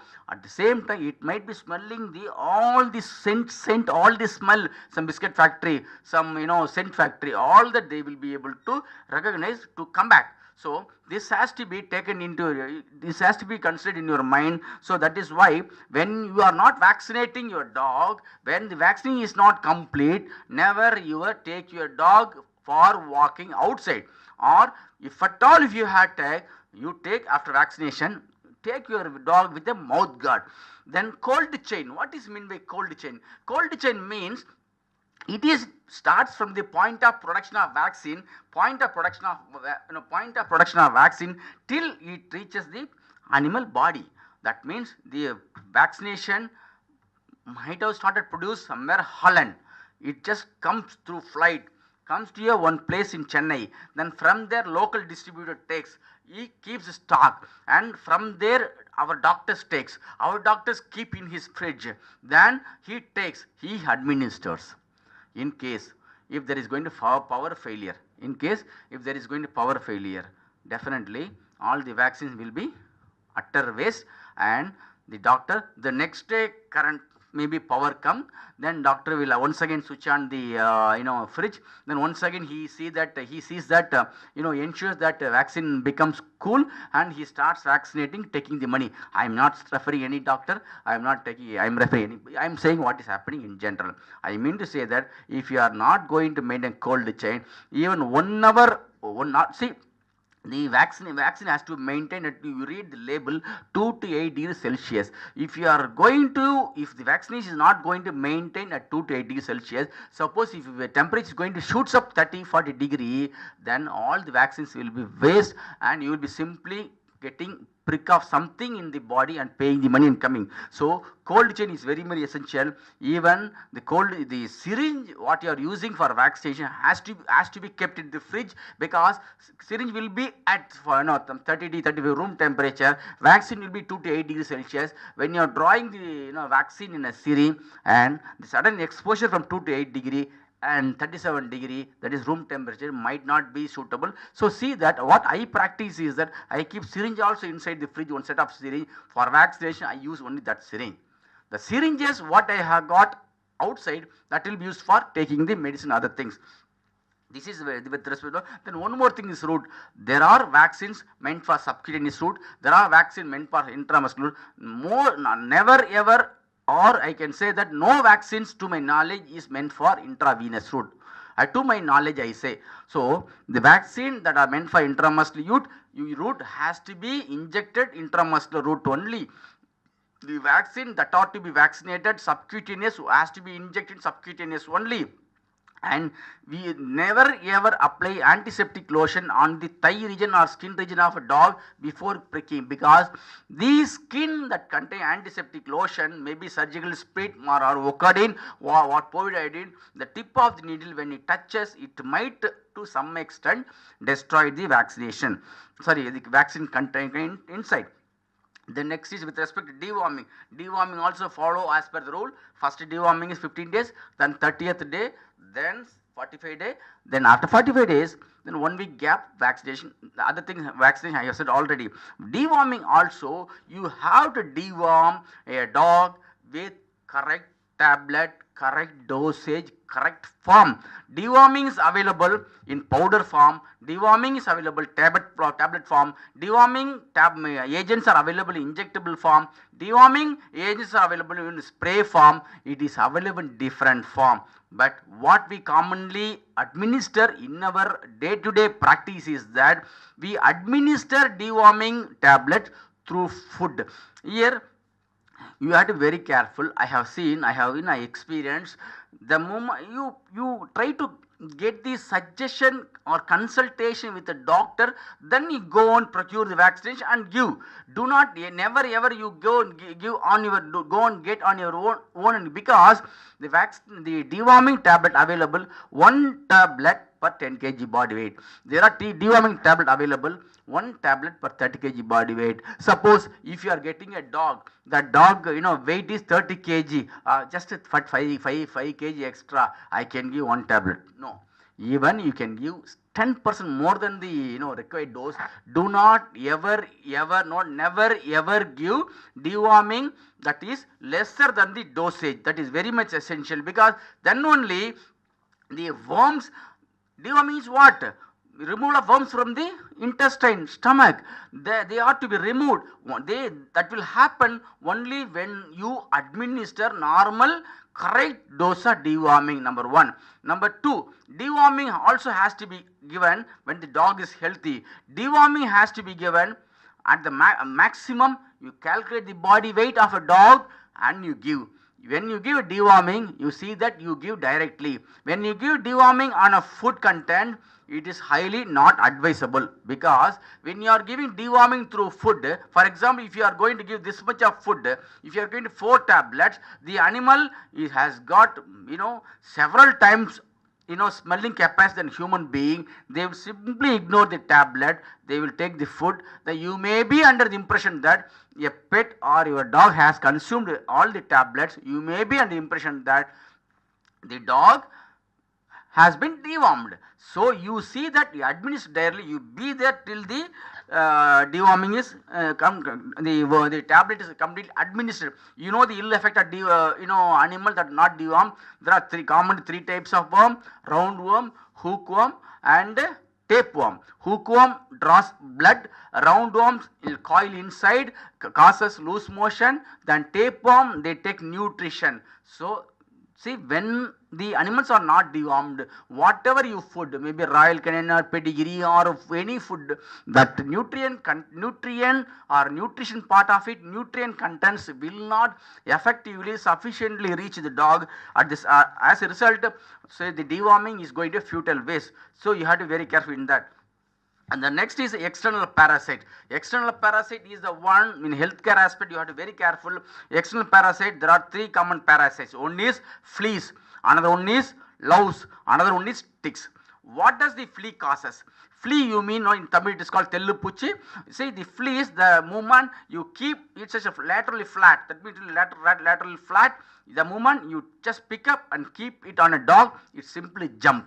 Is it not? That flea is highly responsible called a condition called flea by dermatitis. The flea that injects into a dog, it is a flea allergen. You can see on a street certain dog, backside, half of backside hairless patches. All just like on the hairs here and there will be occasional standing. Mostly they are all due to flea allergen. It causes severe itching. Itching means irritation. The dog will turn and bite its back part of it very roughly. Sometimes bleeding will be there. When there is going to be bleeding, naturally it will attract a fly. The green color fly that you can find it in fish market and non-vegetarian market. That flies will lay the egg, they will hatch, they will become maggot. The animal is likely to go for maggot wound. You might have seen in the maggot wound. The same way, the fleas are responsible for when the dog bites. It takes the fleas inside. That fleas goes inside. They digest. The egg of tapeworm will be present in the dog, and the tapeworm will be developed in the dog. The dog will be passing tapeworm. You can see in some dog they will be passing like rice, because that is called a segment of tapeworms. When there is segment of tapeworms crawling in the anal area, what they will do, they will simply scoot the buttocks, or they will scoot, they just stretches the buttocks on the floor at the time that there will be again blood, again the fly sitting, again the what is that, maggot wound. That is one thing. So flea control has to be done. Louse, they cause itching, they don't cause much trouble, whereas tick is the one that causes a condition called Ehrlichia canis. That Ehrlichia canis reduces the thrombocyte count or platelet count. It reduces immune level, and it causes even corneal opacity. It causes even in a joint problem. It causes a high fever. Animal, there will be huge bleeding. It is called epistaxis. Maybe unilateral, maybe bilateral. The animal, because of the severe anemia, because loss of blood constantly, the animal may die. Then if that is the case, you have to take a doctor, and that is very much essential. What I was talking about, 3 external parasites. Then the prevention and treatment, there are so many preparations available in the market, maybe powder, shampoo, spot on, that you can consult local doctor. You see that they are all given. Then first aid treatment, what are supposed to be there? You have to have an injection for allergic conditions. You have to have injections for bleeding disorder. You have to have tablet for fever. You have to have tablet for vomiting. You have to have tablet for loose motion. You have to have cotton with you. You have to have bandage roll. You have to have adrenaline spray to control the bleeding, and you have to have possible anti-snake venom. You have to have alternate phone number of a veterinary doctor. You have to have a veterinary hospital, because I am not going to explain in detail. If you want, I can explain, or I shall skip. Should I explain about that, each and everything? Okay. Now, tablet for or injection for allergic condition. See, there are commonly 2 injection available. One is Avil injection, you all know that. Other is chlorpheniramine malate, and one more injection is prednisolone. These 2 injections you must have with you definitely with syringe, because sometime you see some dog, they will come with puffed head, all swollen head. The reason is that they might have consumed, or they might have, because the dogs have got its own instinct or nature or behavior to bite any insect that is coming across, any insect that is moving, because it's dog nature. For example, centipedes, sometimes some frog, they might swallow it.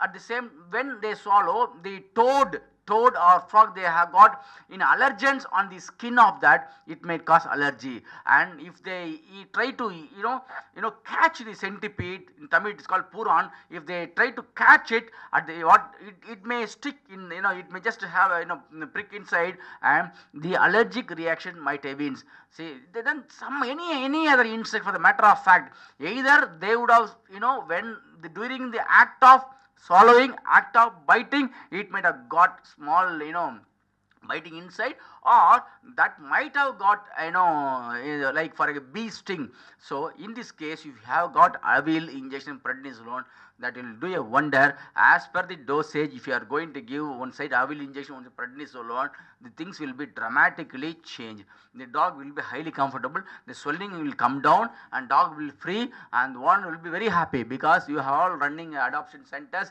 you are all having kennels. In case of emergency, you may not be getting a doctor support, and in between the odd hour, doctor might not be coming, so you can have injection. Suppose even if you call me, if I can tell, but medicine has to be there. Medical shop has to be open. When medical shop is not open, when the medical medicine is not available, so it's very difficult. I don't know, in city maybe 24 hours medical shop may be available. So when you are going to have all the medicines with you, definitely this will support you. This is with respect to allergic conditions.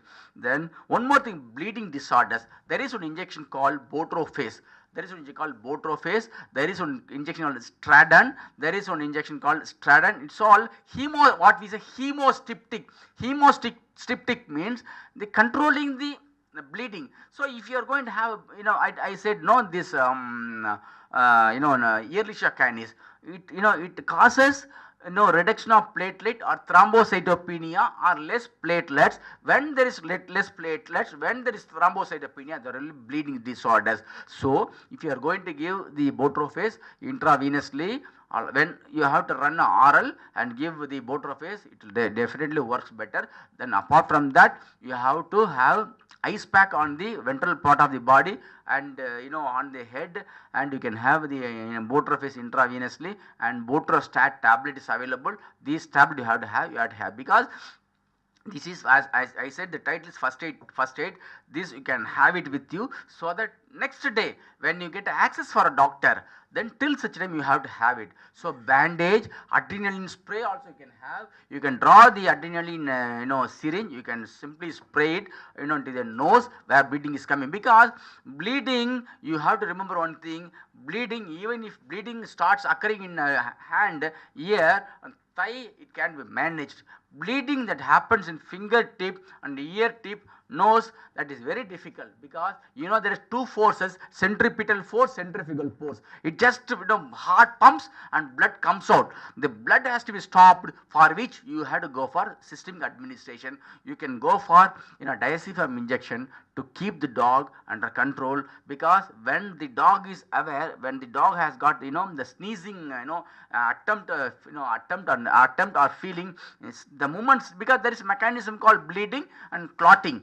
When the dog sneezes, the clotting gets disturbed, one side bleeding will be there. So you have to have your pet under control, for which you have to go for diazepam injection or any tablet, any injection that soothes your dog, that reduces your activity of a dog.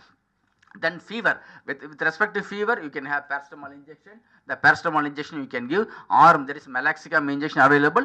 That meloxicam injection, as per the dosage, you can give, but never ever try to give paracetamol injection to a cat, because cat is highly reactive to paracetamol. Even sometime with one injection itself, cat may die, because there is called cytochrome P450 enzyme, that is lack in enzyme, the lack in liver of a cat, that is responsible for denaturation, or that's it's pharmacologically, pharmacodynamics, pharmacokinetics, for the process, a cat requires cytochrome P450 enzyme. That enzyme is lacking in cat.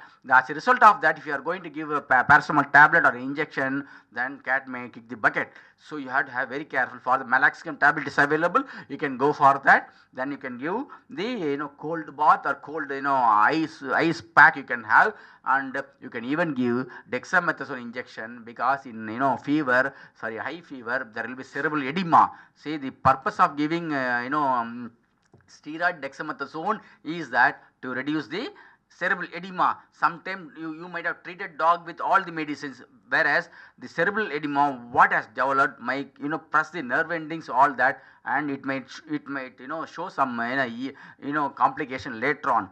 Then loose motion, or it is too loose stools, you can have plenty of tablets available. You can give plenty of tablets that is available market, like Lomotil, Lomofen, or so very many tablets are available in the market. Those things you can use, ciprofloxacin, flunitrazole you can give. But see, you can have all the tablet. You have to have an intravenous set, you have to have butterfly set, you have to have a ringer lactate solution, and you have to have some as antispasmodic to reduce the movement of the intestine. All that you have to give, and you have to have electrolyte solution. When you are giving fluid like oral, that will manage, or in emergency you can have oral rehydration solution, or electrolyte powder mixed with the water you can give. Cotton bandage around, in case of wound bleeding, you can put a bandage. Then adrenaline spray is said, so you just take adrenaline in a syringe. Suppose in mouth, sorry, in a nostril there is bleeding, you wipe it, clean it, but don't try to avoid removing the blood clots. Spray it. This is called vasoconstriction. The blood vessels, suppose if bore size of blood is this much, they will reduce the blood vessel size, and bleeding will get stopped or reduced.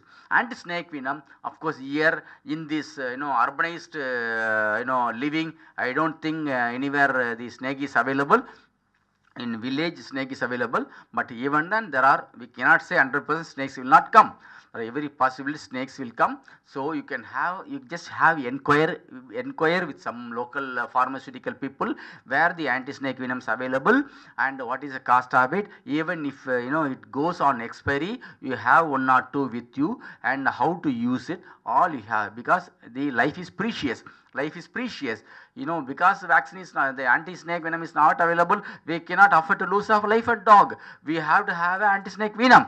So possible, because I had experience of struggled a lot. Somehow I got it. I treated dog successfully. That is different story. So you have that. Then alternative vet phone number I said you have with you, and nearby veterinary hospitals you have, because you have got hot. I think they work 24 hours, so they might be able to help you. And next point is boarding. Boarding is very very important one, and that is you have to have a very reliable person who board your dog. That is very much essential, because it's not, boarding means not a matter of simply giving a dog or referring some dog somewhere to take care of that. You have to see that whether the dog is taken care of well, whether the dog environment is neatly maintained, whether the dog is fed food and water as per the owner's expectation or what the owner was feeding. That is very much essential. And the deadliest or dangerous part of boarding is that when the animals are given kept for boarding, there is a condition called, I said, tick population. You might be taking a dog, healthy dog. When you are bringing the dog, you will be bringing a dog with disease, especially ticks. They harbor, they carry the Ehrlichia organism inside, and they will spread. Once it comes, it will be really tough time for you. So you see that the kennel is clean. Before that, you administer spot on on your dog to see that the body has to have that that capacity or medicine in the body of the animal, blood of the animal, so that even a dog is bitten by a ticks, that should not suffer. In general, ticks will not bite a dog when there is that medicine in the system of a dog. So you have to have very carefully select a kennel with utmost precaution, that they have to be genuine. There should be clean, then the kennel must be free from ticks, and it must be the drainage, everything should be pakka. So this is with respect to boarding.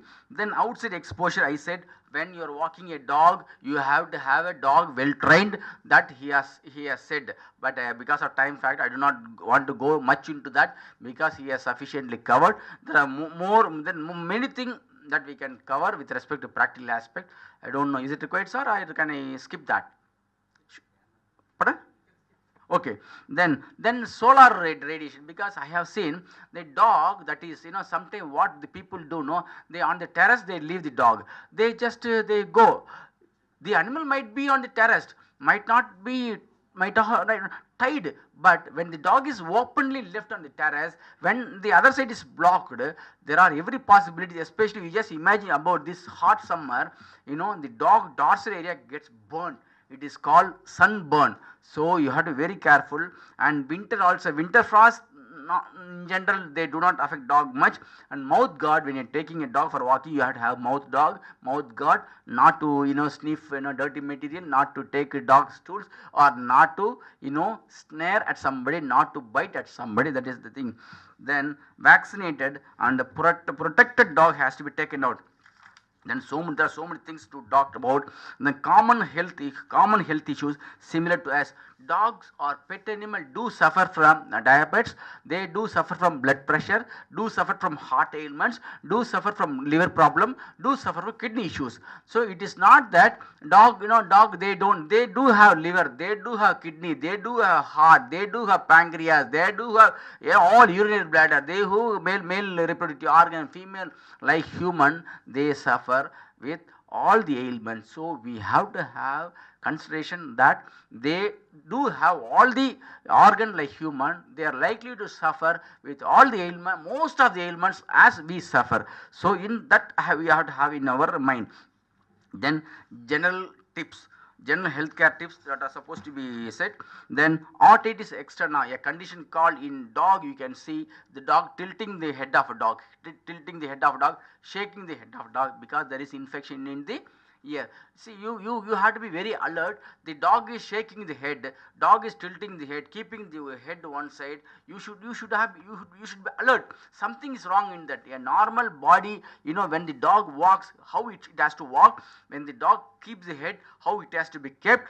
When there is any deviation, when there is any abnormality, you must sense that something is wrong. You have to call your vet. You have to take your pet to a vet and get treated. Otherwise, otitis externa, it is not like our ear, because my ear canal opens here, goes here, then brain it connects. Whereas dog ear canal, it just goes ventral, then goes lateral. When it goes ventral, when it goes lateral, that means that there is lengthy inside. So the fluid that is there inside the ear canal, that will not simply come out. How does this happen? Mostly it happens by our error. See, sometimes we give bath to a dog. How do we give a bath to a dog? Some using a tap, simply apply on the dog body. Suppose when the dog just expose its ear, the water goes inside. When the water goes inside a dog, it doesn't gets out, it stay inside. When the water stay inside, it acts as focus of infection for the building up of bacteria inside, and it builds up. Immediately when you clean it, things will be all right. Otherwise it may end up in otitis externa. Otitis externa means external canal infection of a dog. This, see, how to prevent it? You start bathing from tail, starting from bathing from backside down, then go near dog. When you approach the dog, you just keep your dog like this, you fold your ear like this, then apply water on the head of a dog, gently do it. This is how you have to give a bath to a dog. Do not never ever use the hose pipe to give a bath. Then hematoma. Next, hematoma means you can see some dog ear is ballooned up. That is hematoma, because there is center cartilage, thick cardboard like structure, the outside skin, this outside skin. When there are so many reasons when the dog scratches like that, maybe fleas, maybe louse, or maybe ticks, some irritating, some skin disease also. The blood vessel inside of that gets disturbed, that blood vessel gets accumulated between the cartilage and skin. It doesn't come out, as it will be ballooning, like it will be like that. Due to the ballooning, due to the heavy workload, the animal once again keeps its head on the lateral side. So you have to know that it is not a normal one. In normal dog, that should not be there. You have to call immediately doctor. That has to be surgically removed. You have to have in your mind. Medically, almost in most of the cases, it will not be getting cured. You have to have surgical remedies for that.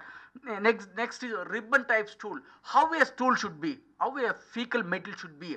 Outside a clay color, inside yellow. That is normal. Whereas if a dog stool is going to be so flat, if a dog stool is going to be so flat, like it's called ribbon type stool, that means that most of the cases, there is, especially male dog, there is prostate, one organ is there, that is responsible for contribution semen to a dog. That prostate gets swollen up. When the prostate swollen up, it presses the rectum. The moment it passes out, the circumference of the rectum gets flattened. It just flat like it comes out. So that means that it has to give you a clue that when the animal is going to have flat stool, that means that possibility of prostate enlargement.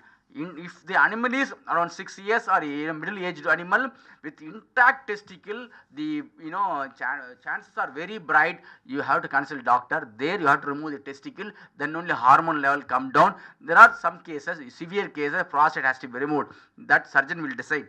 Then hygroma at the joint, elbow joint, hybrid dog, high-end dog, there is, small, swelling like that. That is called hygroma. That hygroma has to be surgically removed. That is not normal. You consult a doctor for that. Then muscle. This is called nose pad. Nose pad or muscle in dog, black color and shining. It is black color that has to be absorbed, and when in case of high temperature, it will be dry, it will be hot. You have to have this in your mind, that when it is dry, when it is hot, when it is not wet, that means something is wrong. Then dehydration behind the skin here, you have to lift your this fold of skin. That skin has to go back within 3 to 4 5 seconds. If the fold of skin does not go back to its original position, that means that the animal is suffering from dehydration. You cannot, you suppose if you are going to see the dehydration in the chest area or buttocks area, thigh area, it gives you wrong figure. You have to have the dehydration indicator checked up at the back of the skin. That is very much essential. If you are not, if it is not going back to its position within 3 to 4 seconds, that means that the animal is highly dehydrated. Because boarding, you have to have all that in mind.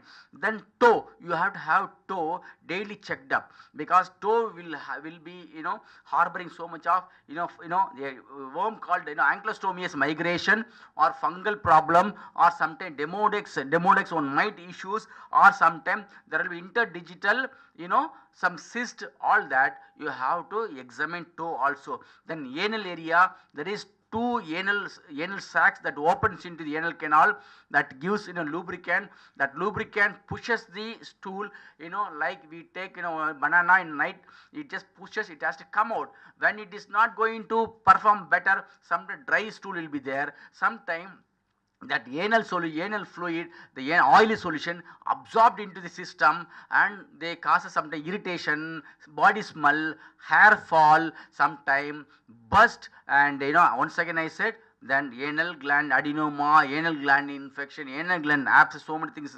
So you have to have your with local doctor checked up once in 3 months. They had removed.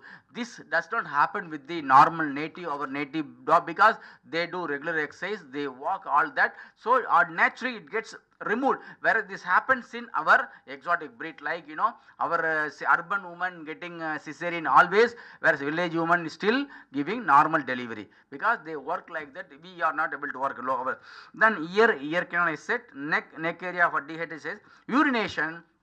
A adult dog, once it is matured, it has to lift its leg to pass urination. That means its organ cannot get oriented. If the male dog at maturation also, after maturity, if it is going to pass the urine like a female dog, there is something some abnormalities there. You have to have your dog checked up. Whereas female dog will sit and they will pass urine. That is normal in female. Stool, like I said, body surface you have to see thoroughly daily, because you have to see the ear canal, body surfaces for teeth, louse, all that. Then some lumps, some all that you have to see. Otherwise, sometime especially in a hairy breed, sometimes opening inside, sometimes abscess inside, sometimes hematoma inside. You will not be able to observe the beginning stage itself. You will be observing later stage. By the time thing will be worse. So you have to very carefully, especially there is one condition called hyperadrenocortism. That means more steroid secretion. It is there. Thin blood vessels, thin skin, all that will be there. So you have to have your dog checked up each and every part. Then respiration, you have to check your dog whether the respiration is normal, that inspiration, expiration normal. Even you can have the art of learning the expression, what is normal, whether normal. Then pulse, then size of the abdomen. You have witnessing one case in our presently one black dog, orphan dog, I have taken that dog. Stomach is this much, because normal stomach in pregnant dog stomach will be distended like that. Whereas when a male dog, a distant abdomen is there. If you just have your hand like that, tap one side, it's called fluid thrill. Fluid touching touching your finger, you can feel. That means that water is a normal animal. Water should not be there. Empty stomach, intestine, some membrane attachment will be there. That means that where does the water comes? It is on blood vessels. Why? It does not come in normal dog. It comes in a dog that has got certain some problem, maybe kidney problem, maybe liver issue, maybe heart issues. That the doctor will have battery of tests. They will subject the dog to all those tests, and they will be able to come. They will be able to come to a conclusion. That you have to be very careful. Not only abdomen, even leg also, front leg or hind leg, one leg, two leg. That is called dependent part. You have to observe carefully. Then brachycephalic breed, I said you have to very brachycephalic breed means the pug, the bulldog, all that you have to be very careful. They are likely to go for high amount of stress when the dogs are not given sufficient air cooled environment. Then geriatric dog, aged dog, after 6-7 years you have to have a dog at least 6 months on complete blood profile checkup to have any system disorders to know. Then cataract, eye issues, corneal opacity, cloudiness of the cornea, the topmost area or inside you have to check.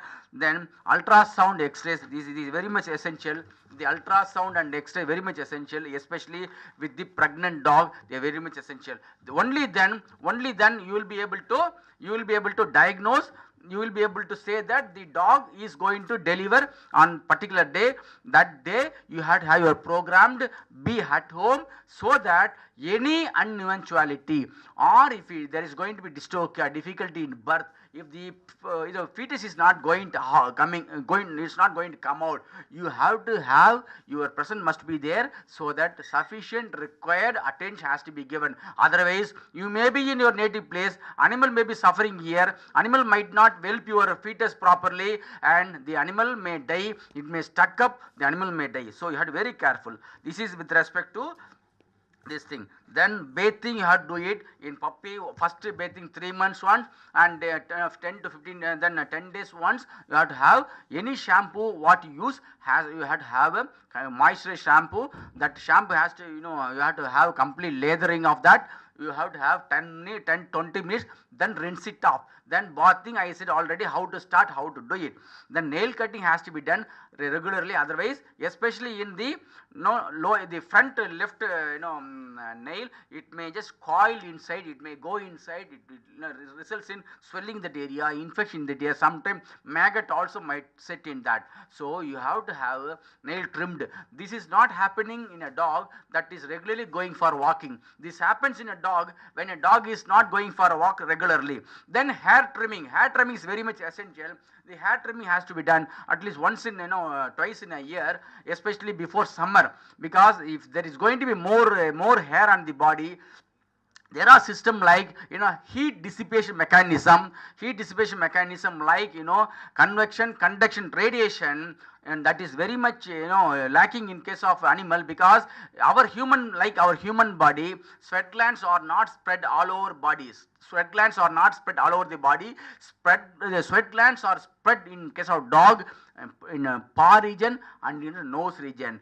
And when the ambient atmospheric temperature is above the body temperature, the animal has to have cooling effect, for which panting will be there. So to avoid that all the complication, better to go for trimming of hair at least twice in a year before summer. This is very much essential for a toy breed like Lhasa Apso or Pomeranian or German Shepherd breed, but this is not required for a native breed or a mongrel breed or Doberman. So when you are going to have hairy breed, this has to be, you have to have in your mind that the the hair trimming is very much essential. One more thing is grooming. Grooming is nothing but even you playing your hand on the body of the animal, that is very much essential. Why it is required? As I said earlier, especially this is very much essential for a hairy breed. When there is going to be in lumps, when there is going to be a abscess, when there is going to be something abnormal on the skin, by means of looking at the hairy breed, you will not be able to appreciate. When you are moving around even your finger on the body of the animal, definitely you will be able to appreciate all the some abnormality on the skin, and that will be useful to treat the condition at the early stage itself without making complication. And there are one more thing is the tablet administration. In young dog itself, you have to have a tablet administered. You practice the dog, you make the dog to get adaptable to the administration of tablet by means of opening the mouth and administer tablet, so that the dog should get acclimatized to the administration of tablet, oral tablet, so that when at later part of days, when the animal is not feeling well, for example, animal is not feeling well, that time the animal is not taking food and water. Suppose if you are going to, the doctor says you must have to give a tablet. If you are putting tablet on a food, maybe chicken or mutton paste, animal might not take. So if you had a practice of administering tablet by mouth from the young age itself, when the dog is sick, you can tell the dog, please, for example, Johnny or Tiger, whatever case, open your mouth, yes, put the tablet into the mouth and close it. You say the tablet goes inside, that means tablet is going inside, the condition will become alright. When you have not practiced with the administration of tablet, that definitely the dog, suddenly if you are going to open the dog mouth, it may, there are every possibilities, the animal might not cooperate, they might react, they might bite you. So it has to be practiced from the earliest stage itself. Then male and female, if you are going to have male dog, as our Mr. Vinod was saying, they are all biological creatures. They are all biological creatures. Male animal will have male nature, female will have female nature. That means they will be having urge for sex. They will be having urge for sexual desire. Male dog will have, because we cannot say that only dog, human have got sex, that urge animal will not. They do have urge for sex, maybe male or female. So if you are able to provide the partner, you provide. Otherwise, you consult doctor after 1 year of age, even 6 months also is sufficient. You see that male dog, remove the testicle, keep them in your house, so that the moment you remove the testicle, there will not be production of testosterone. When this testosterone is not produced, and the sexual desire, sexual interest will not be there in a male dog, and the dog will not go for chasing the female dog in a street when the dog comes out. The one more thing is that the dog will have a sex only when the female dog is in heat. I mean to say that in ladies it is called menstrual period. Only when the menstrual period is there in a dog, only during such a time, female dog will allow a male dog for sexual intercourse, whereas human it is different. When male partner, female partner want to have sex, they can have sex at any point of time, whereas this is the difference between animal and human being. In case of cattle, it comes into heat or period once in 21 days, so only 21 days only the female and the cattle can be allowed for cattle means cow can be allowed insemination. The same way dog will come into estrus once in 6 months. Only once in 6 months the female dog will allow male dog for that. Remaining days the female dog will never ever allow the male dog for mating. They may be playing, they may be fighting, but sexual thing will never ever happen when the dog is not in estrus. At the same time, in human, the period is only for 3 days, they say. 3 days, sometimes 5 days. Whereas in case of animal, in the dog, it ranges from 5 days to 25 days. So this knowledge you have to have. You have to tell you the people, say that this is not human to stop within 3 days. Somebody came, doctor, this just keeps on, blood keeps on coming even after 2 weeks. It comes because it starts. Minimum range is 5 days to maximum 25 days, so that you have to be very careful. And when a dog is kept in residential area, better to have a residential certificate with a doctor. That is better, because nowadays laws are become very tough, and some objection may be there, especially in apartment life, objection will be there, somebody may object. So you can have all certificate, vaccine certificate perfectly. Even if it goes in largest police complaint, you can go and show this to a police station. Sir, my dog has been immunized properly, and it's very soft dog, it never creates any trouble, and the doctor has given certificate. So then one more condition, bowed leg. When bowed leg means that the leg will be bowed in case there is nutrient deficiency. Then this is my the speech. And at last I would like to say that counseling with your counseling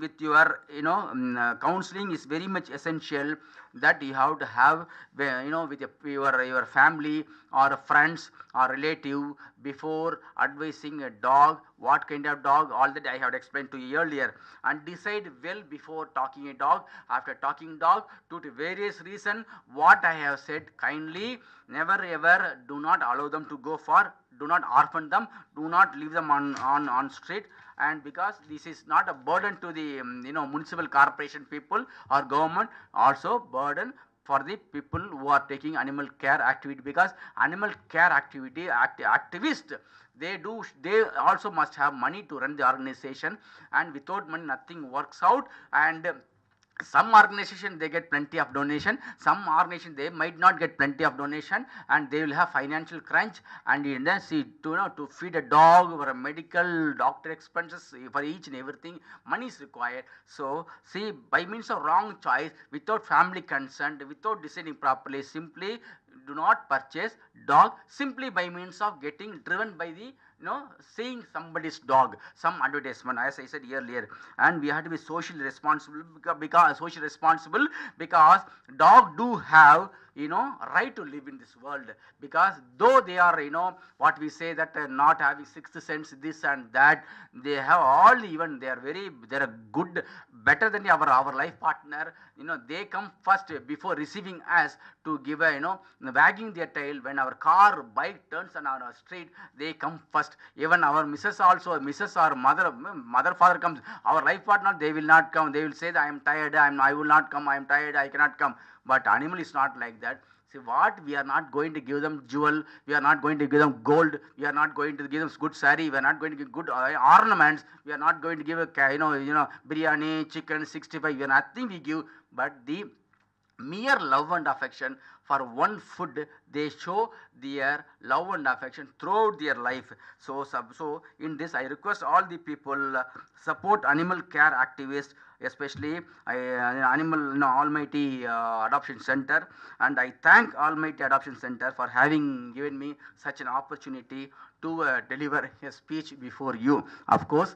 And if many people are there, you can have interaction that will be more lively, because this is like one-way speech with less audience.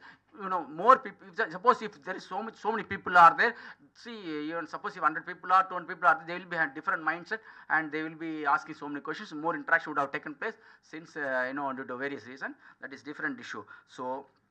And question, please question if any. I don't know whether you will be able to this thing. And I thank once again, because this first time I am saying I am seeing Mr. Vignesh face. I have not seen his face personally. I am seeing for the first time, but I have seen his face in Facebook.